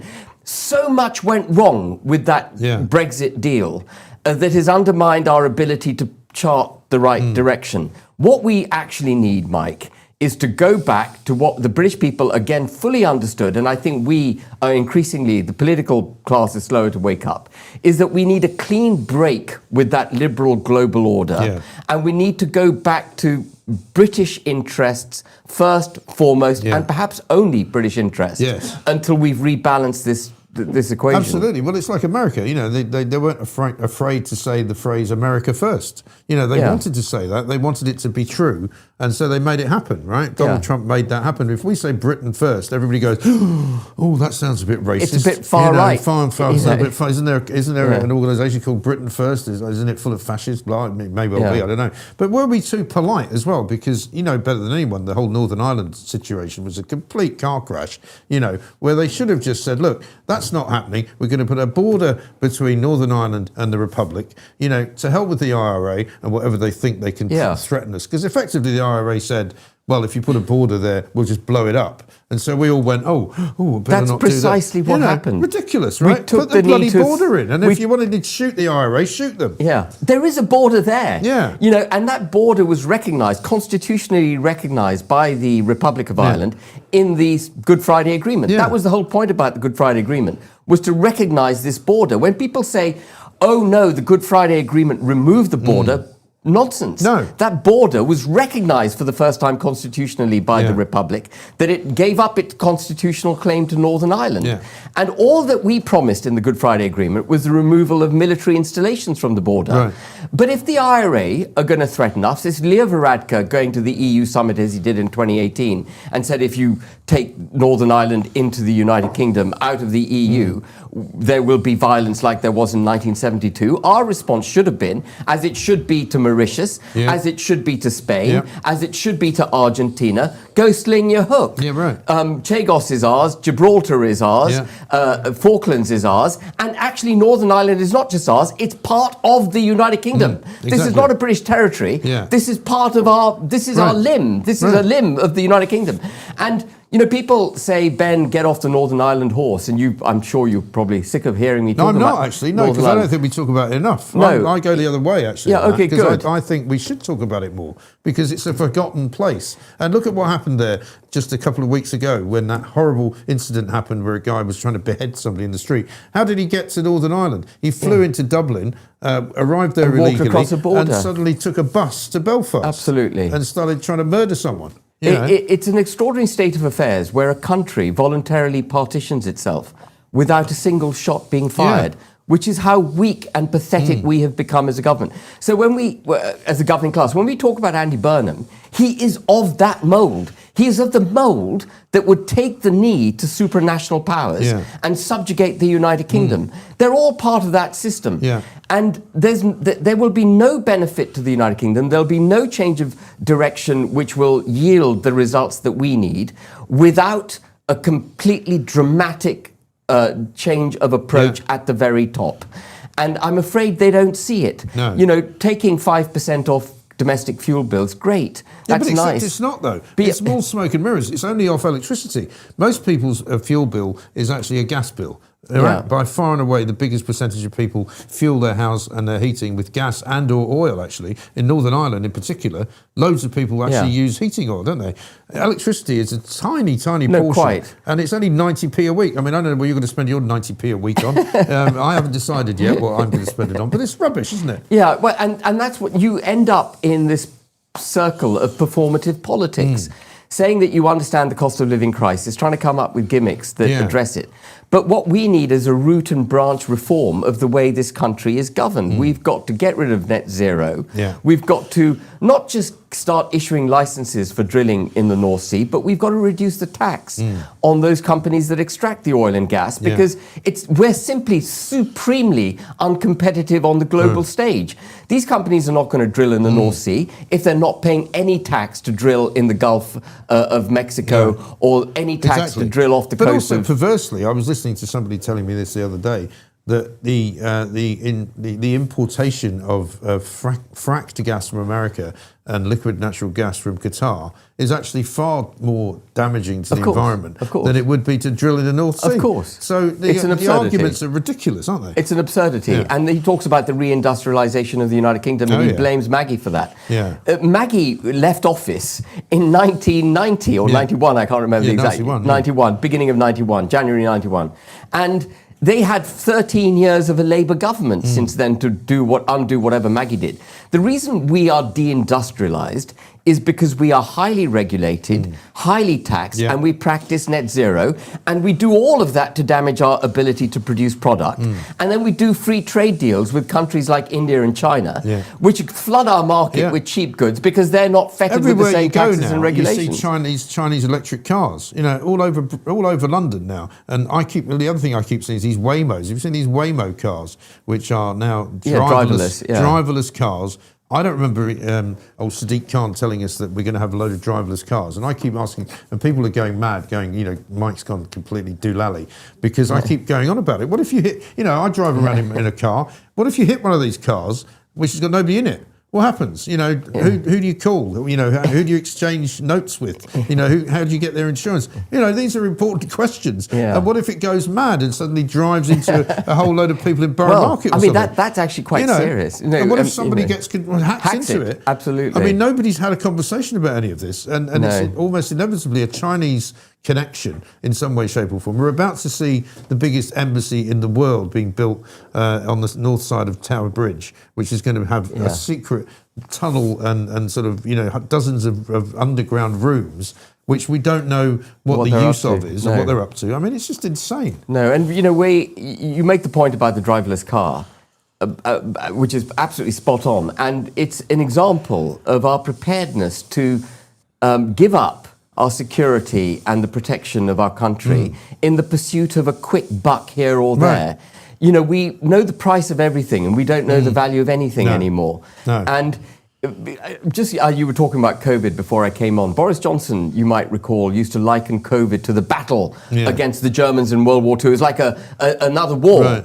But it's the opposite of the war, because in 1939 we went to war with Germany and sacrificed lives to protect our civil liberty. With COVID, we gave up our civil liberty to save our lives. We are diminished people. We're not prepared to fight. We're not prepared to stand up for ourselves. And I think the British people are, by the way, but when I say we, I mean the collective sort of state of the United Kingdom. The government aren't. And we've got to reconnect with that. We've got to be brave. You know, we've got to come forward and say I think, enough is I know enough. it's going to sound rather sort of gauche and possibly even slightly ignorant, but it's almost like you want to all run to the cliffs of Dover and just go like that to France and go. That's where it starts, because you kind of have to do that. You do. You know, you have to be rude sometimes to make something happen. And we have to stop being so bloody nice. I mean, look at Starmer. I mean, he's been in for 2 years, made a complete hash of everything, and all that he's managed to do with Europe is take us closer in, cost us even more money to have no rights whatsoever over there, kind of, you know, telling us what we have to do with our agriculture, what we have to do with our product, what we have to do with I think chemicals. You know, we're now in hock to the EU more than we were. They're running for cover. And they're running to the entity which damaged us so greatly over 40 years of membership. Because he wants to, and I mean, how appropriate was it that he got the Legion d'Honneur from Emmanuel Macron, which is a prize never given before to a sitting Prime Minister of the UK. Why? Because it's a Napoleonic prize, right? It's not for being friends of Britain, it's for being friends of France. And he's got it because he protected the security of Europe. Well, what about our bloody protection? I know. And he should be ashamed of himself getting a French honour. He should be sent to Traitors' Gate, you know, and put him in the Tower for a while, because that's where he belongs, to be frank. I remember the editor of the Financial Times retired after Brexit. I can't remember his name. Lionel Barber. That's the one, Lionel Barber. He's the guy that took the FT left wing. And he got the Legion d'Honneur. Yes. Do you remember? Because the FT surprised. was banging on about Brexit, or anti-Brexit. Well, the FT is message. now more left wing than The Guardian. You know, it's a joke. It's supposed to be the Bible of the city. It's really not. It's the Bible of Europe. It's quite left wing. Shocking. But it's very interesting you say we should go to the White Cliffs of Dover and do this, because you might know that myth has it that the longbowmen during our many wars with France used to do that to the French, because the French, if they ever captured a longbowman, would chop their fingers off. Right. So the longbowmen... Because that was how they fired the bow, wasn't it? That to was show that I've got my fingers, you know. But also, was it not something to do with the fact that that was somehow how they held the bow? Exactly. So I've got my fingers, I can still do my job. Absolutely right. No, I just think we need, you know, to recapture some of our, you know, impishness, if nothing else, and general belligerence. You know, belligerence is a good thing. People think it's a bad thing. You know, oh, he's a bit belligerent, he's a bit aggressive. You know, it's not. It's a good thing, because if you're aggressive, people will back off. You know, and they'll suddenly start doing what you want. You don't kind of walk into, you know, a boxing ring and put your hands down. You wait for the guy to punch you, which is what we've been doing for years. 100%. I mean, Milei, looking at the Falklands now, will be taking his lead from Gibraltar, taking his lead from Chagos, taking his lead from Northern Ireland, and a government that's not prepared even or capable of sending out the military to the Middle East when it needs to do so. That ship this is the other thing. You know, Healy's being praised as this great, you know, serious thinker. You know, John Healy, fantastic Defence Secretary. People have already forgotten that he did an interview with LBC. He didn't even know how many ships we had. You know, he couldn't answer the question. And you just think, you know, seriously, this guy worked in the Treasury with Gordon Brown. He's worked in Tony Blair's government. You know, this is the same guy that Andy Burnham says has screwed up Britain, because everybody who's been in politics for the last 40 years, including him, have done it wrong. This is sort of madness going on. It is madness. And so we need a dramatic change of direction, and polar opposites to what's been practiced for the last 30 years. Andy Burnham offers nothing new. I fear that we haven't, even on our side of the political spectrum, really fully understood what needs to be done. We talk about leaving the ECHR, for example, but if you leave the ECHR, you've got to be prepared to terminate the agreements with Europe, with the European Union, because they require us to stay in the ECHR. Yeah. You have to be prepared to pick a fight with the Republic of Ireland. You have to be strong and capable and have a whole host of policies just to leave the ECHR. And I don't hear the politicians talking about it. They talk, we'll leave the ECHR. Okay, buddy, but that has a number of knock-on effects. How are you going to mitigate the damage that other international institutions and countries are going to try and perpetrate against the United Kingdom when we do what is right for us? I That's what we liken it need. to that conversation between Kevin Costner and Sean Connery in The Untouchables, you know, where Connery's going, what are you prepared to do now? You right? Because if he's going to pull a knife, you're going to pull a gun. Pull a gun, yeah. It's as simple as that. You have to be and I don't prepared want to to do make that. it into a violent, confrontational scenario, but it's almost, what are you prepared to do to safeguard the future of this country? And if you're not prepared to do almost anything, then it's not going to work, because they know that. It's like, you know, again, if you're in a boxing ring and the guy knows you can't hurt him, he's going to kick you to death. He's going to pummel you. Right, and you're going to be Exactly. out of the game very quickly.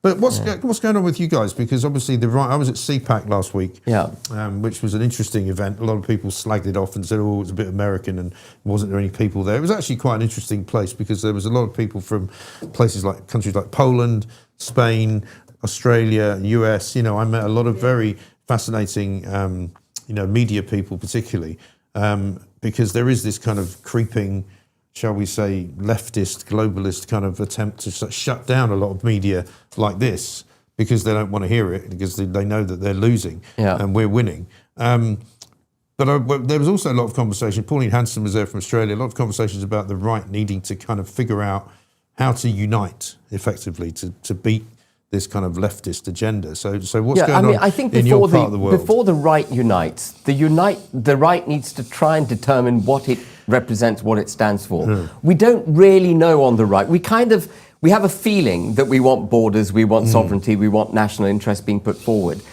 being put first and foremost. But we don't understand, or we're not prepared to articulate, if we do understand, the very dramatic steps that are required to be taken in order to get there. Trump says it, and he does it, but he comes from a position of massive power because the United States is the biggest economy in the world, is the biggest military. Right. He can do it. The economy's working rather well too, by the way. It is. They grow year in, year out. Our median wage in this country hasn't gone up in 10 years. The American median wage just keeps ramping up. Right. And that's the most sort of acid test of whether a country is doing well for its people, whether they're getting more money in their pockets. And what we've got to do is have that discussion on the right. Stop being limp on the right. We're limp on the right. That doesn't mean we need to be racist or xenophobic or extreme. We need to be radical, not extreme. The extreme policies have already been perpetrated against this country. It's the extreme policies that we need to reject. But we need to be prepared to be radical. And I don't think the politicians, the leaders of the political parties on the right, with perhaps some of the tweets coming out from Restore Britain, are prepared to be radical enough. You know. Yeah, and I mean, I suppose you then go back to the definition of radical. You know, what does that mean? And do you then? Because I think the problem for the right, as I see it, is there are individuals who don't get along with each other, which is very clear. But there's also individuals who are not welcome in certain places, and other individuals who are welcome in certain places. You can find any number of arguments between Tommy Robinson and Nigel Farage and Rupert Lowe and Kemi Badenoch. And it's all a bit of a sort of a soup, isn't it? Yeah, which is why I extricated Advance from that soup. The soup is all messy. Yeah, what's going on with Advance? Because I'm sort of confused as to where. So Advance is shelved. Okay. And I'm running something. I'm chairman of something called the Great British Political Action Committee, which is ostensibly cross-party and just makes the case for the stuff that we need to do in this country in order to save it. And so who are you speaking to then about cross-party wise? Who do you talk to? Yes, probably no one, because that may be the best way. Yeah, I mean, to be cross-party doesn't mean I've got to be nice to Farage or to Rupert Lowe or anyone or Kemi. I've just got to say what's right. But you're saying it's not party political, really? It's not party political, and I come on shows like this and make the case for what needs to be done, and hope that they're listening and that they will pick it up and run with the ball. And all right, so if you had a 3-point plan, because we've only got a couple of minutes left, what would the 3 points be that you could say to all of them, that whether or not they would listen? What would those 3 points be? Okay, the 3 points are repeal just about every single law that's been made since 1997, including the creation of the Supreme Court, the independence of the Bank of England, take us back to a pre-1977 legislative landscape, 97, Yes. get rid of all the Blair years and everything that came after, Okay. abolish all the institutions that he created, go right back to that, burn it all down, terminate the agreement that we have with the European Union. That stands in the way of our ability to do what Whichever we need to state do. that's in now at this point, right? Yeah, we just have to terminate it. We have to take it all back. And then we have to cut welfare dramatically and cut taxes on the working middle classes, SMEs, businesses, and so on, and make Britain an economic fighting force with which the world would have to reckon. If you do all of that, that's what I call radical. Yeah. What I've just outlined is very radical. It's not extreme. Yeah. It's radical. I'm just saying go back to 1997, take the burden of the state off the neck of the working class and the middle classes in this country, champion British industry. If you do that, we will fly. We will fly. Money will pour into the United Kingdom. All the people who've gone to Dubai, we haven't just lost wealthy people from this country. We've lost young, aspirational British people to foreign chimes because they can't make ends meet here. Right. Get them back. Get them feeling excited about a life in the United Kingdom. Give them an incentive, to actually spend their money here and to start a business Reintroduce here. aspiration. Yeah. I thought it was hilarious, Andy Burnham knocking Margaret Thatcher. It's a pathetic trope to go back to. But what Maggie fully understood, and every politician needs to understand, is that a culture of dependency, which is where we are now, ends up in destitution. Yeah. We need a culture of aspiration and an understanding that if you aspire and fail, there are consequences. Not everyone. It's not life isn't just one big easy ride. Right. Life is tough, Yeah. and you've got to be prepared to fight for life and to do the right thing in life. But you've also got to believe that if you work hard and you do the right things and you fight, you do all the right things for your family, that you will then be rewarded. There's got to be a mechanism for that. Exactly. If it's handed to you on a plate, it's not worth having, is it? No, it's not worth having. We're running out of time. Time. I can see us pointing to the thing. This is great. Anyway, listen, we can do another 4 hours if you like, but Kelvin McKenzie wants to take over now because he's got some things to say, I'm sure, over at UK Live online. Have we got a Pooch's Pooch or No, not? we haven't got time. We haven't got time. Tomorrow. Oh, we'll do it tomorrow. All right, we'll do an extra bonus Pooch's Pooch tomorrow. Ben, great to see you. Good That to was see you, really Mike, quite inspiring, actually. Well, thank you. Good to know that somebody out there still cares about Britain, because I do as well. Anyway, that was the Mike Graham Show for another day. Thank you to all of my great guests. Thank you to all of you for watching and for joining in, and for all of your brilliant comments on. And if we don't get to all of them, bloody superb today. I couldn't agree more. Fantastic show. We'll see you back here tomorrow at 7 a.m. Or 7:01 maybe. Don't be late.